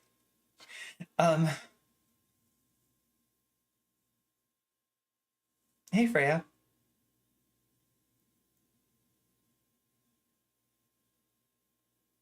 When chuds are being mad about trans people existing, or over getting mad about trans people existing, we'll be able to abate the ethics of GMOing up real Pokemon.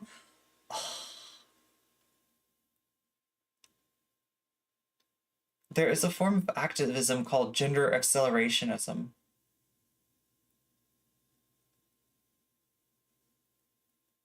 Yeah, and that's like pushing the absurdities to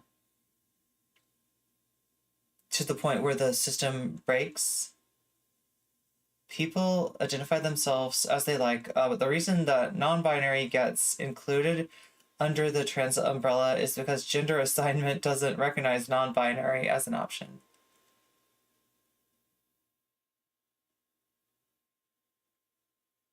It's part of the gap I've noticed between Zoomers and the older generation. While Zoomers aren't completely egalitarian, we're a lot less essentialist. You shouldn't make anyone sit in a box you create, but the label is there for them to claim should they want it.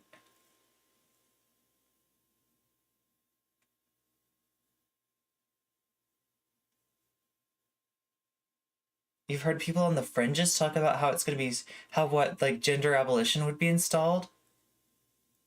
Dude, I hope they're not coming for your gender. They'll fucking like,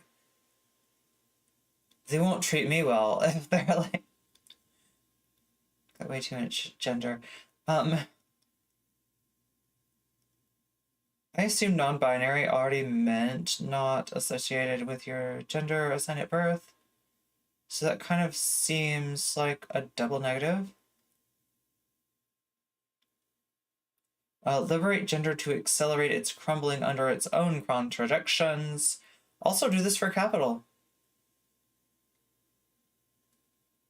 It's relevant to say that this is the first time in history where trans people have been able to, in bulk, define gender for ourselves.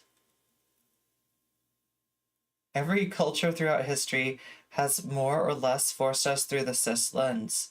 Today, there are enough trans people that we can say, nope, you're wrong. Here's the actual manual. Yes, anti-authoritarianism. Yeah, that was the A word I was looking for. Yeah, for sure. That was all. Pragmatically speaking, if people abolish all unjust hierarchies, such power differentials based on monopolies, I don't know how that would happen unless we're in a post-scarcity society.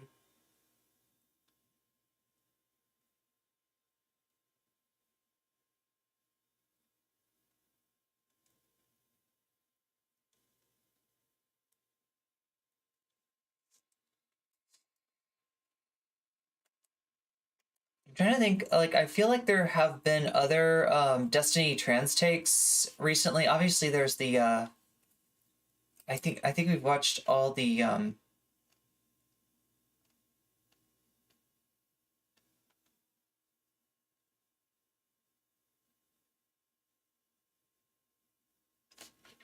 there's the J.K. Rowling's video.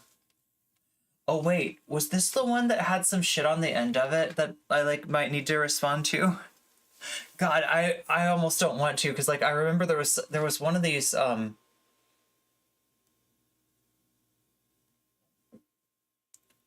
Destiny videos, like he kind of like he like made some mistakes like in language, like that I don't think were reflective of anything other than just like saying the wrong word, but it just sounded I don't know. I'm just afraid if I cover that he's gonna think that I'm defending common sense, defending tradition, defending he's gonna civilization think itself. I'm just worried that he'll think I'm critiquing defending him. God. He's critiquing him harder than I really am. There are women who definitely feel like less of a woman. Oh yeah, because this they is can't the have old children. Sargon debate. And I think that a sterile man would probably feel like less of a man as well. Well, we've never watched this yet, Yeah, so but we don't we'll go want- ahead and do it. Just like understand that like people feel that way. Don't you think that? Don't you I don't think? know. Like, I mean, like, I'm just trying to. you can, yeah, I agree Wait. that it's not nice. On that particular right, that thing, they feel do that you way. want do you think it would be good, or do you want society to feel like if a man can't have a child, he should view himself as less of a man? If a woman in standard usage of English or just any language, which going back into the midst of time has been adult human female, then that is a biologically essentialist word. That's the purpose of it. It's designed to reflect a physical biological reality. There you go. It is. So we have categories that we've created because we believe that they reflect some underlying physical reality. The concept of female, that isn't a real thing. That's not something that exists in nature. Yes. Really? Yes. I don't agree with you. Okay. If we eliminate all human beings, where do you find the concept of female? In the animal world, I No, suppose. you don't. You can find some things because what you have is you have some things that have collections of certain features, and if we want, we can label them in certain ways, right? And that's what we do as people. We label things because we get some value out of it. We have people that generally have vaginas, can give birth to people. We've got people that generally have dicks, that fuck people, right? We call some of these female. Yeah, we call some of these females, we call some of these males. But there is nothing in science that says we must have this category of female, we must have this category of male, or that we must define them in any particular way. That we need to think about there. Science can only tell us data. We need to be able to interpret that, and for that we need philosophy. Exactly. So philosophically, when we're creating these categories, we have to understand that the reason at the end of the day we create these categories like male and female isn't because science tells us to, because science can never make these kinds of claims. It's because we as a society have decided we want this chat, I'm because sitting it makes all of us happy. here with this whole pot of coffee and I'm not even drinking it. Any of my moral statements. I'm so lame, chat. If somebody were to come to me like, hey, do you think that like how should we treat animals, or how should we treat some group of people? Like my go-to is never like, well, in history, like how do they do it? No comment, The chick. idea that bigotry is simply hate, Officially declared called cringe. the Westboro Baptist Church theory of bigotry. It's the idea that bigots are people who outright say, we hate you, God hates you, and we're all marching around with signs about how much we hate you. Like the bad guys in that Taylor Swift video. Taylor Swift. Everyone wants to be a gay icon now. Well, I don't. I don't want to be a... Wait, is Taylor Swift gay? Is that a thing I missed?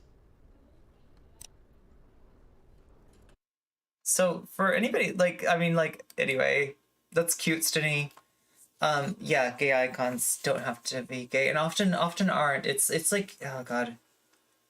Well, I mean, if Steven might be watching this video, I might as well explain it. A gay icon is somebody whose social presence is appreciated by the gay community, I guess. How do I explain gay icon?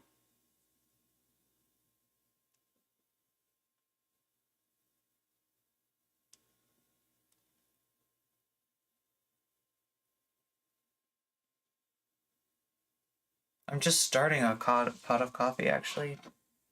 I've just been sitting here. It stays warm though, because it's a thermos pot, and it's very warm. It's actually it's too warm to drink, actually.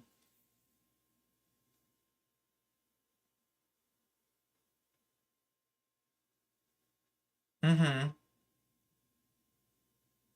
Yeah. The old Destiny, yeah.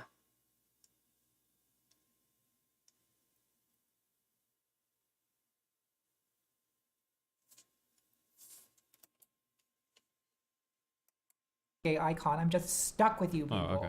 Just kidding. Anyway, I'm just saying that, like, he doesn't know what a gay icon is. Okay, cut him a little slack. Do you feel me? Do you feel me? Is that too much to ask? If he doesn't know what a gay icon, if he hasn't heard that term before, he's not very steeped. Shade never made anybody like... And since, he's only just recently come out as non-binary, still uses he, him pronouns, I think we should, like, afford him some...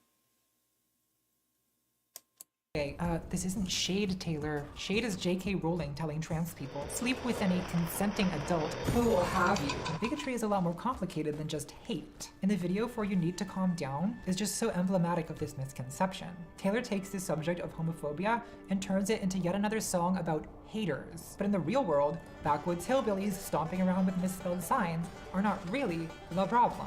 The most dangerous bigots are highly sophisticated and powerful people. And yeah, there are still blatant homophobes who say it's an abomination, these perverts are spreading AIDS, they're destroying the family, they're recruiting children. But these days, it's much more common to hear, of course I love gay people. Some of my best friends struggle with same-sex attraction. But it's not homophobic to not want LGBT ideology promoted in schools to children as young as 3 years old. Why, it's a full-on assault on religious liberty. I make a convincing homophobe, don't I? There's really two different... That's one of my favorite things about Contra, is how she does right-wingers. styles of bigotry. They express the same prejudice, but they're very different in tone. I'll call the two styles direct bigotry and indirect bigotry. Direct bigotry is openly contemptuous. It's a bigotry manifested in slurs and outright discrimination and demonizing the target group, and calls for shunning, subordination, or even violence. Whereas indirect Oh yeah, bigotry make sure manifests as everybody to leave a like or a subscribe or both. concern Even better, or that's super based. debate about a host of proxy issues. It's often defensive in tone rather than offensive. I've heard there's also a bell that you can ding, but that's honestly, I'll be real, chat. That's like super high level shit, you know?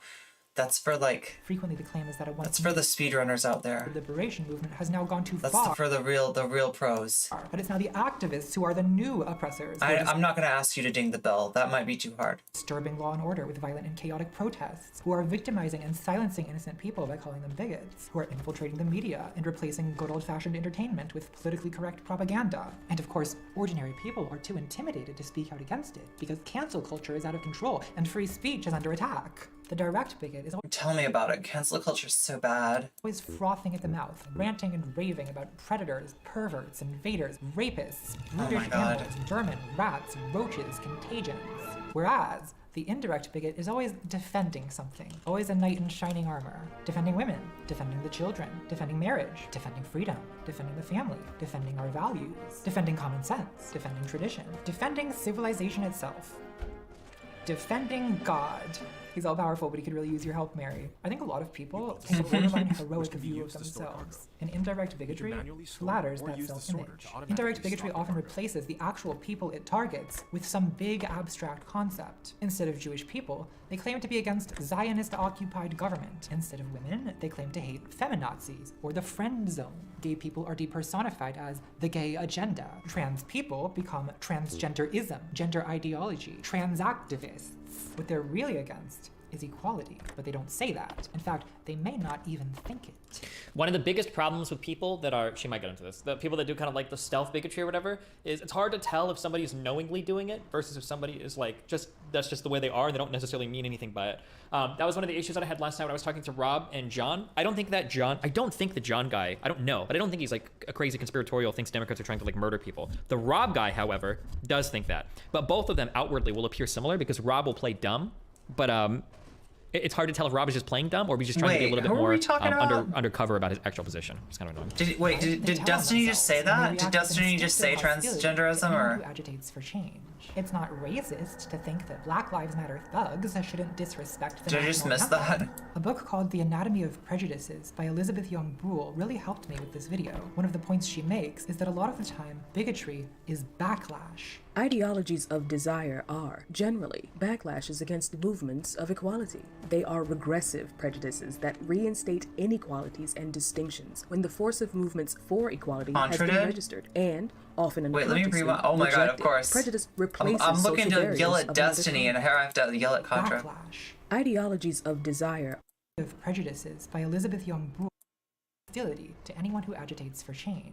It's not racist to think that Black Lives Matter thugs shouldn't disrespect the national anthem. A book called The Anatomy of Prejudices by Elizabeth Young Brule really helped me with this video. One of the points she makes is that a lot of the time, bigotry is backlash. Ideologies of desire are, generally, backlashes against movements Did I miss it? They are regressive I didn't go back prejudices far enough, did reinstate I? inequalities and distinctions when the force of movements for equality has been registered and, often unconsciously, rejected. Prejudice replaces social barriers of another kind.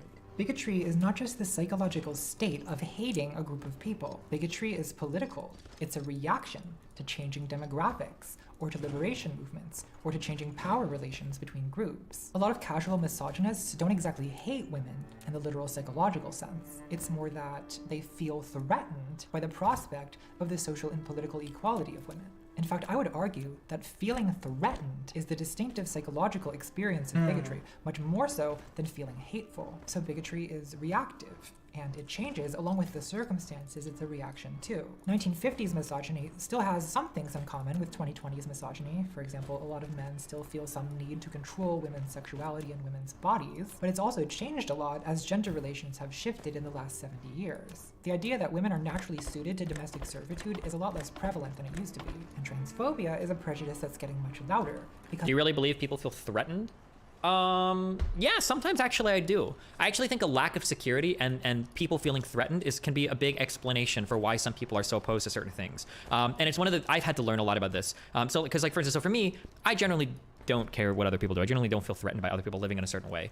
So it's hard for me to imagine sometimes why other people will get so fucking upset if somebody else is like gay or trans. But I think the problem is that for a lot of people, it's not enough that they want to live their own individual lives and that they want to have their own individual like ideas about things. They need to feel like the society around them supports and reinforces that. So if you have an idea of like what a man should look like or what a man should act like or how a man should be, and society is sending conflicting signals about that, you're not secure enough in your own definition of what it means for you to be a man or what masculinity means, because now that society is giving you a bit of a conflicting view on it, you feel the need to change society to conform with your own views. So I do think that if a conflicting message is given in society about what something is or ought to be, and you disagree with that, some people can't live with that dissonance or they can't live with that disagreement, and they need to force society to kind of bend to their own personal takes. That's how it feels to me.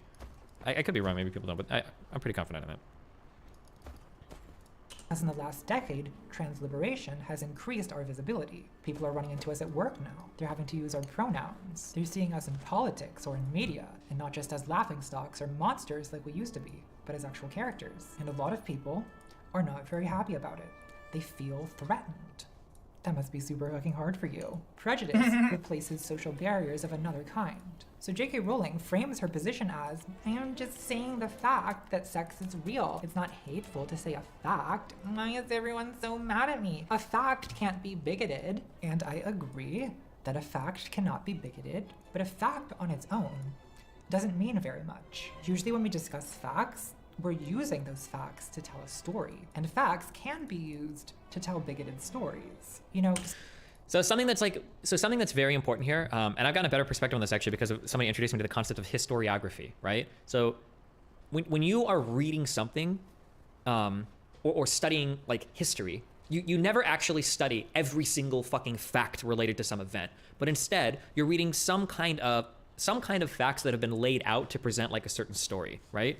Now, so this is the difference between like history and historiography, right? Is when we tell a story, we tell it from like a particular perspective, right? So if I want to read about like World War II, or if I want to read about like the Civil War, right? And let's say I start studying, I'm not going to get the name of every single person that's involved in this conflict, right? Instead, I'm going to get the names of a few particular people. Now, whose names we decide to talk about is a process that we're engaging in where we're already changing the presentation of the information to tell a particular story from a particular perspective.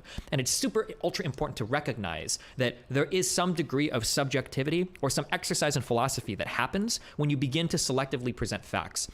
It's one of the reasons why it's so frustrating when somebody says, facts can't be racist. Well, sure, they can't be, but the facts that you present are going to be selected based on a particular reason, and that reason might be racist.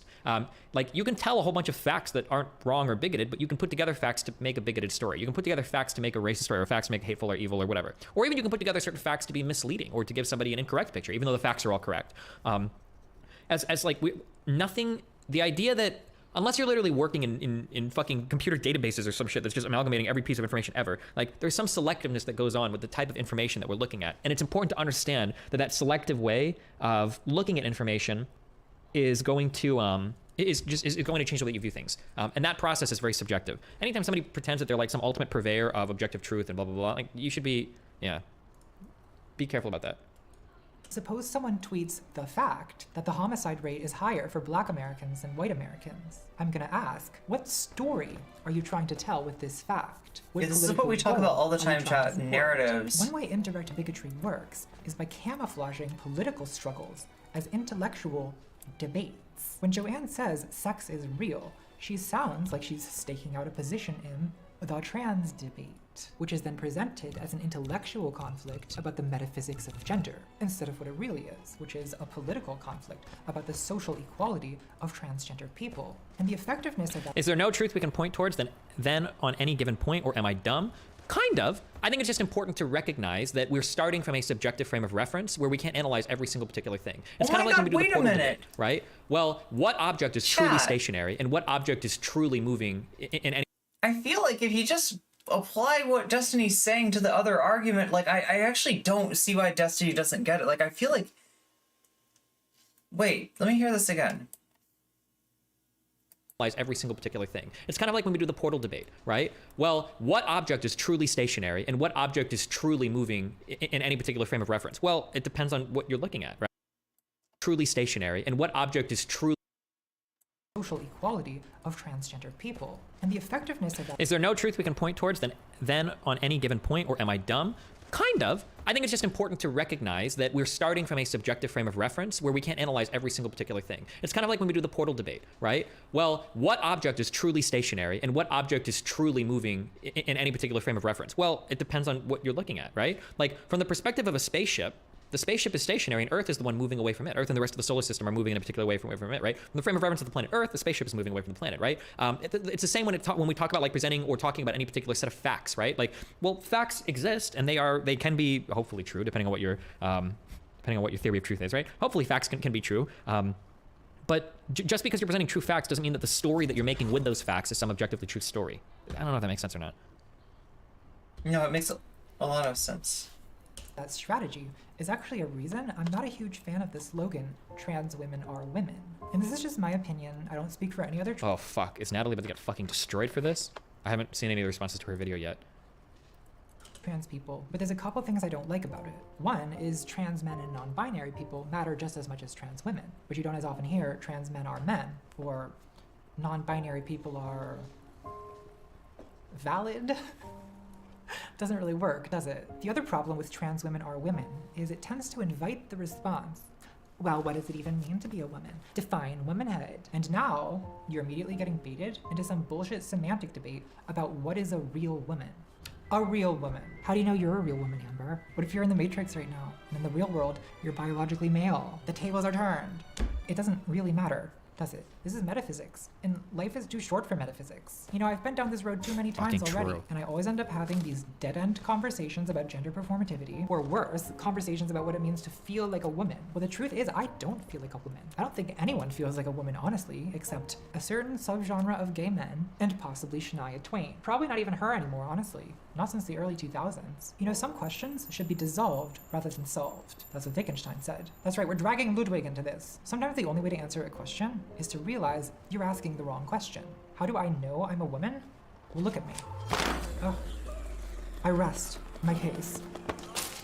The monitor's over here. That's what I'm looking at when I look over here. I like to check in occasionally, see how I'm doing. Look, trans people can't even agree among ourselves what gender is. In fact, if you even try to answer the question, you end up enraging some part of the community who feels excluded. So no, trans people are not trying to force an ideology on people. We don't even share an ideology within our own community. Yeah. What we share are a common set of political struggles against discrimination, against harassment, against excessive medical gatekeeping. Chat, I'm sorry, I'm like trying to make our next thumbnail in the background here. Slogan than trans women are women. Well, ideally, something that includes all trans people and something that evades pointless philosophizing about biology and what is gender and who is true trans and what is a woman really. Something that centers what actually matters, which is freeing trans people from the stigma and discrimination that have historically prevented us from becoming equal members of society. So I know it sounds kind of outdated, very 1970s, but I personally like the slogan, trans liberation now. It's short, it's sweet, and instead of prompting, define womanhood, it prompts people to ask, what do you mean liberation? Liberation from what? And then you can say, well, I'll tell you. And now you're talking about politics instead of talking about semantics. Isn't that better? I feel like trans culture is just so obsessed with reassuring ourselves that we are valid that we sometimes forget that the end goal of a political movement is not validity. It's equality. That's what we're supposed to be fighting for. So instead of asking, does J.K. Rowling think we're valid? Which, like, who fucking cares if she thinks we're valid? Well, maybe I care a little bit. But instead, why don't we ask, is she or is she not an ally in our struggle for equality? Doesn't that just bring reality back into focus? Isn't it so much better to have a concrete political project in front of you instead of sinking into this scholastic gender theology? Trans people are a population of people who have a right to equality and to freedom from discrimination. We are not an ideology that's up for debate. But that's how J.K. Rowling frames the trans question. Not as a struggle for equality that she opposes, but as an ideology that she disagrees with. I'm just saying that sex is real. Is that all you're saying? No, chat, this is why I have a problem with the word transgenderism. And if you say it, you're not bad, you probably just heard it somewhere. Sorry, chat. I should be paying more attention. They're talking about stuff that's really important to me, but like, yeah, this is what we're talking about. Like, this is why we're trying to get away from the use of the word transgenderism. Now, listen, it sounds like, well, wait, I don't have enough way to discuss the phenomenon of being trans, right?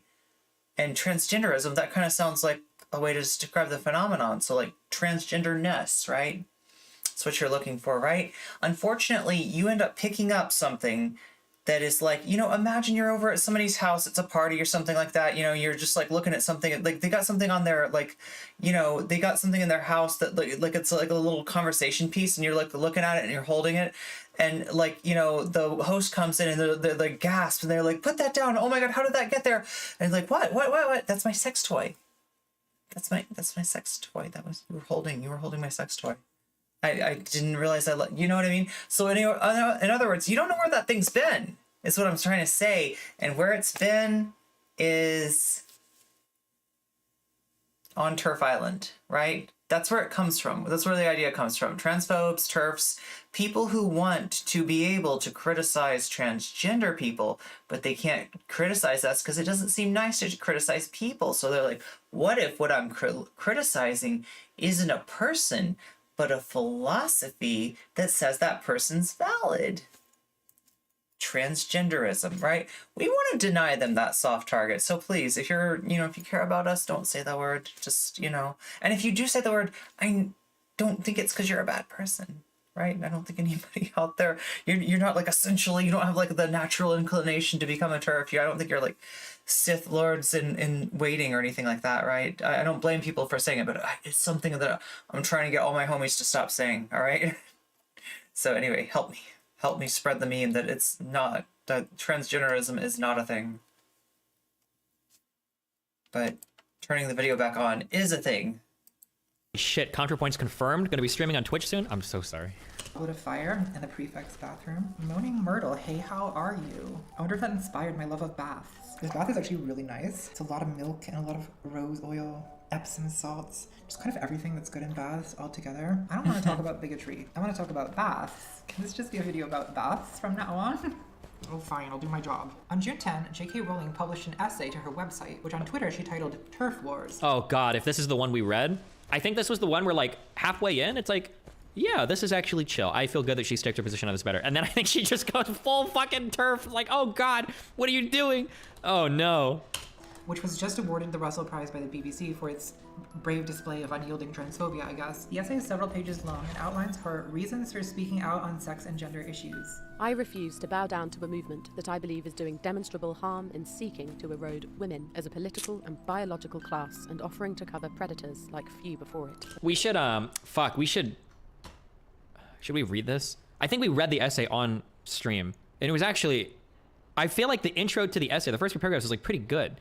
And then she just jumps off the deep end, and it's like, oh my god, yikes. Where do I even begin with this one? Well, let's pick some highlights. Woman is not a costume. Woman is not. Oh my god, no. Woman is not a. This is so cringe. Yes, I remember this one. I remember this one. Other sexist ideas now somehow touted as progressive. Oh, well, my mistake. Here I was thinking I was a woman. Turns out I'm just a man who likes expensive shoes. What a whimsical misunderstanding. Yeah. Okay, well, that's it, everyone. The channel's over. Thanks for the likes and comments. I'm gonna head out now to the Jimmy Choo store, and then I guess I'll cut my tits off. Joanne! Joanne! This is madness, Joanne. When you throw open the doors of bathrooms and changing rooms to any man who believes or feels he's a woman, and, as I've said, gender confirmation certificates may now be granted without any need for surgery or hormones, then you open the door to any and all men who wish to come inside. So look, I understand that some women are anxious about the... I still feel like the easiest way to solve this problem, the easiest way to make everybody walk back on this, is to just get some big, burly trans men and just march them into women's dressing rooms. Like, I feel like people would change their opinion in literally one encounter, where you have a big burly fucking facial hair trans man is in the changing room, and then a cis woman is like, what the fuck are you doing in here, you piece of shit? And like, oh, well, I have a vagina, I'm a trans man, but I have a vagina, so, you know, you said we should go to our own dressing room, so I'm just gonna chill in here with you. Is that cool? Like, I feel like you would flip them immediately. The strange thing when you talk about trans issues, and also trans people, at least online, are very guilty of this too. Trans people and cis people, are you ready? Never talk about trans men. They don't exist to anybody, literally. I don't know why that is the case. But when it comes to cis people arguing about whether or not whether or not like trans women should be allowed in bathrooms. They're always talking about trans women. They're always talking about men who biological sex male or whatever that identify as female, that identify as women. That's the only thing that trans people talk about. Or I'm sorry, that's the only thing that cis people talk about. And then when trans people talk about issues, they only ever talk about trans women. They never talk about trans men. So for instance, when we talk about like Olympics, right? Trans people are very quick to point out, oh, well, trans women should be allowed to compete with cis women. Trans women should be allowed to compete with cis women. It's like, okay, well, what are you going to do about trans men? Because trans men will never be competitive in anything ever. A trans male is probably never going to be able to compete at the highest levels with a cis male. Are you just going to fuck that whole group of people? Like literally nobody ever talks about trans men ever. Like it's very. You mean like the trans guy that was forced to wrestle in the women's division in his high school? And that the one that completely blew everybody out, but he wanted to wrestle the guys and they wouldn't let him? You mean like that, Steven? Is that how? Very weird to me. I don't know why, but yeah. It's almost like it would be interesting if the reason is because like toxic masculinity and patriarchy even carries into trans discussions, but yeah. Thought of predators. So yeah, that's the first spot that like I don't know, dude. You gotta talk to some trans guys before you request, like, what, a special division for them? Right? I don't know. Like, I'm trying to steel man, and I know that, like, Steven's not saying this out of, like, malice or spite or anything like that, not trying to spread anything that's not true, but it's just, like, I mean, like, this is wrong, okay? I think that, like, I was saying before that people put too much stock in something like testosterone and its power to change the human anatomy.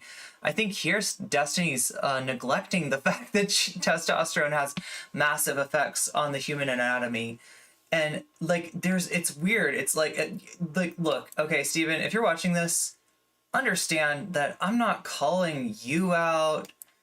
It's a learning opportunity for everybody, right? Your views on this are better than like probably most people's, right? You're not like, a chud here, okay? Don't get it twisted, okay? But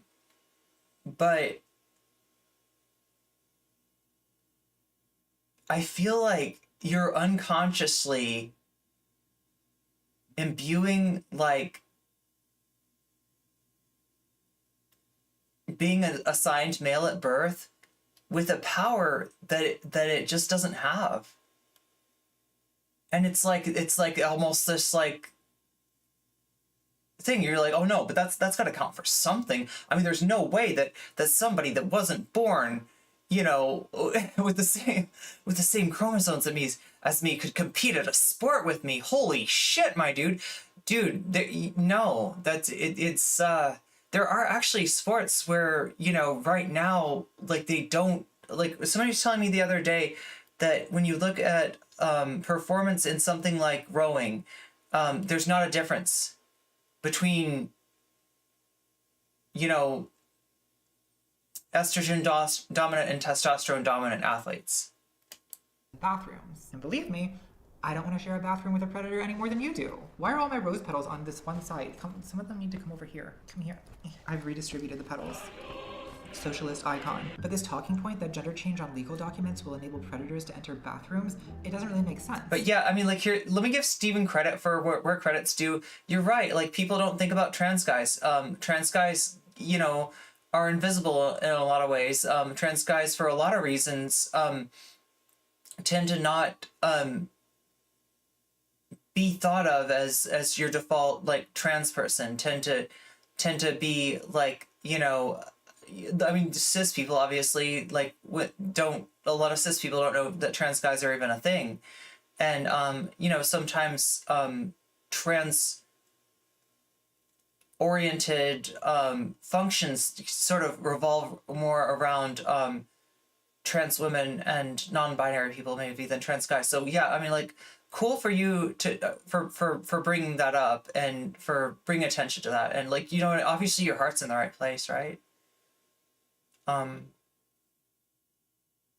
But yeah, you just got to realize that, like, listen, if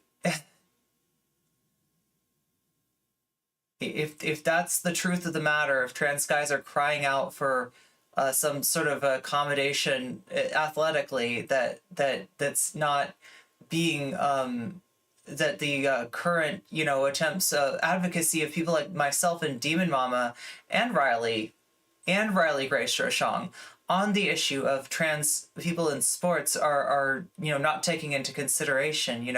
Like you kind of need to take their lead in that, and that goes into like the ally talk in general. Now listen, I've defended Xander Hall when Xander Hall got into some like trans issues that maybe there might have been some times where he was talking about stuff outside of his wheelhouse, right?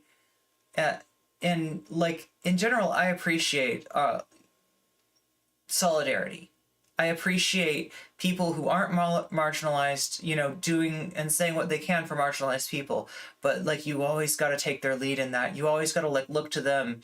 Do you know what I mean? Like, if you showed up at a protest and you didn't know what was going on, Stephen, you wouldn't just be like, okay, well, I'm gonna march right here and I'm gonna go down right here and be like, there's nobody else marching here. Oh shit, here comes a whole bunch of Proud Boys. They're kicking here. I don't know. This is a weird hypothetical like situation, but like, do you know what I mean? If you go to a protest and you don't know what's going on, you look for somebody. You're like, hey, what's going on? And they say, oh yeah, we're marching down like this street here, and they need somebody to go get water. Oh, hey, go get water. Well, my car's right there. Here, let me go pick up the water. Yeah, meet us at like this. You know what I mean? If you talk to somebody, then you can be a help at the protest. If you don't talk to somebody, who knows? You might be a hindrance. And we wouldn't want somebody that has like is obviously as much goodwill. And like, let's be real. There's like a little bit of risk in a cis creator talking about trans issues, right? There's a little bit of risk that, they're going to be told they're out of their, they're speaking for other people. They don't know what they're talking about, that they're going to say something wrong, that they're going to get something wrong. They're going to betray their ignorance about, the marginalized group they're supposedly there to help out. It's not an unrisky thing. And I want to give Stephen credit for, putting, some skin. Oh God, I wouldn't call it skin in the game, because compared to us, he doesn't really have skin. Do you know what I'm saying? Like, I mean, that's the thing about being a marginalized person. It's like literally having skin in the game. But like, what I mean, kind of like, putting himself in an uncomfortable position because of, the solidarity he feels with trans people.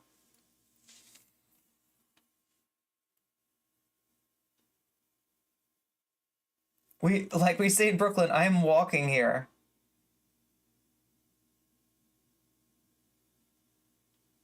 He evolved on the transports argument after rereading RGR's document.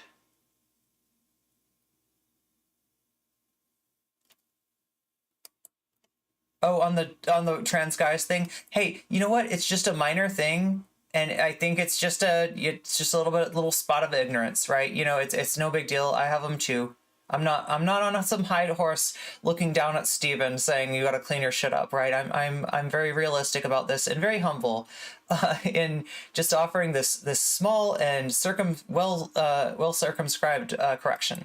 Because gender policing in public bathrooms doesn't involve legal documents. Like, when was the last time you had to present a gender certificate to gain admittance to a public bathroom? No. It feels like a strangely outdated conversation to be having during pandemic lockdown. Like, this is also really weird, and I don't know if other like European countries would ever do this, but like, you can now click the thumbnail button in the lower left corner of the screen. I hate this guy.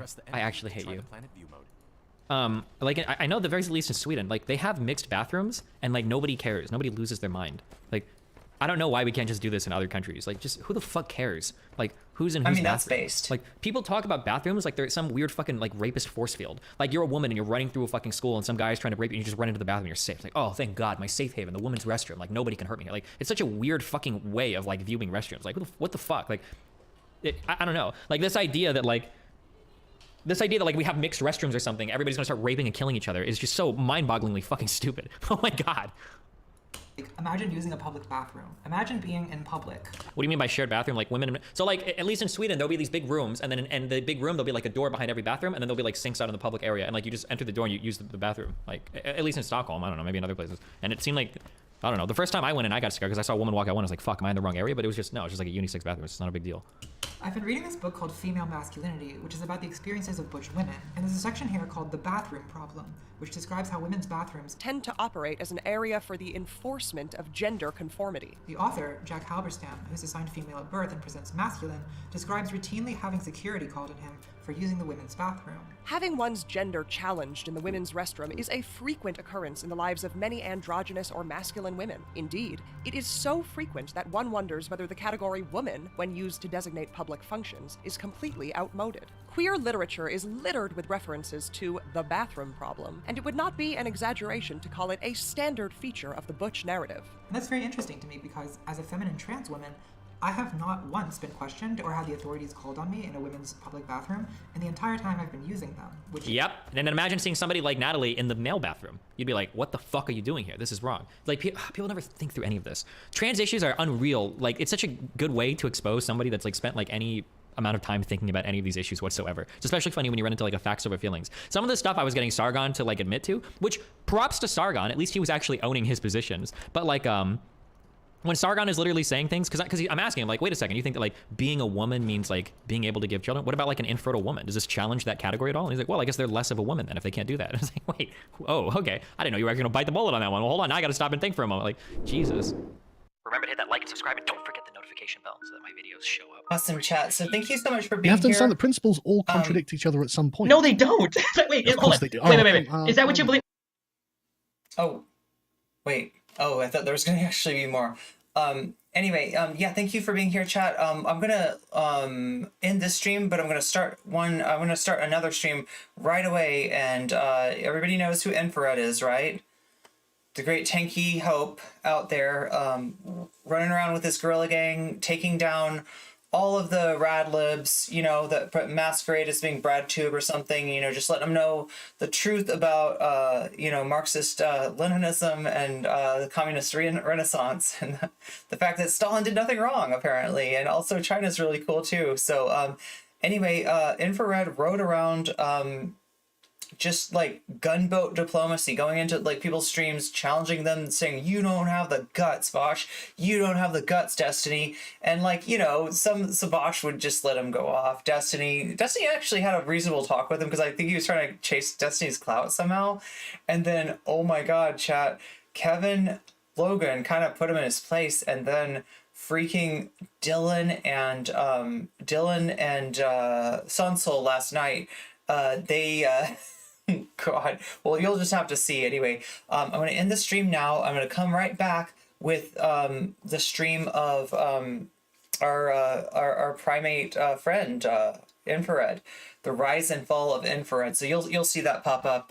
It should be popping up now. What did I schedule it for? 12:50. Okay, but yeah, thank you so much for being here. Like and subscribe. Definitely leave some comments and stuff like that. Give this VOD some love, because my VODs get a lot of attention if in the right circumstances, if people can see them, and being able to, oh my god, I don't think, like, oh god, anyway, I'm like trying to actually give myself a like. I can give myself a like. I cannot comment on the video. So it might not let you comment on the video. It'll let you eventually. I'm sorry. I should have told you to do that earlier. Yeah, comments really help though. So if you can come back and visit the video and tell everybody what an awesome time you had with me, I would be much appreciative. Okay, so I'm going to do this now. I am going to end stream, take a quick break, and I will be right back with you for the rise and fall of Infrared. And you'll find that, wait, let's do a Discord. Let's do a Discord. For anybody that's not in the Discord yet, yeah, we got friends here. New Discord, new people in the community. Want to check out the Discord? There it is. I hope the link is fresh. Tell me if it's not. Is it coming up? Is it coming up? Does this command only work on Twitch? Oh my god. Oh my god, please. It's just one person shouting over. Yeah. Oh, geez. Okay, well, I'm just going to grab you the link then. I'm just going to grab it myself.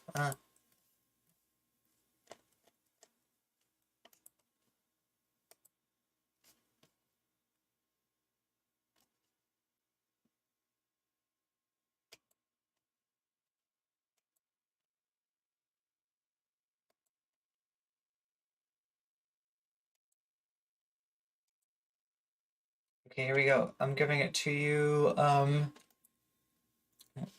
Right there. There we go. Here's the Discord. Oh, you already got it, Johnny. Yeah, thank you. Yeah, everybody get in the Discord if you're not already. That'll give you all the links, all the information you need. A great way to keep up with us. A way not to get separated as I in-stream here and switch over to my Gorilla setup for doing the infrared stream. So that's going to be a lot of fun. All right, I'll see you over there, chat. Bye.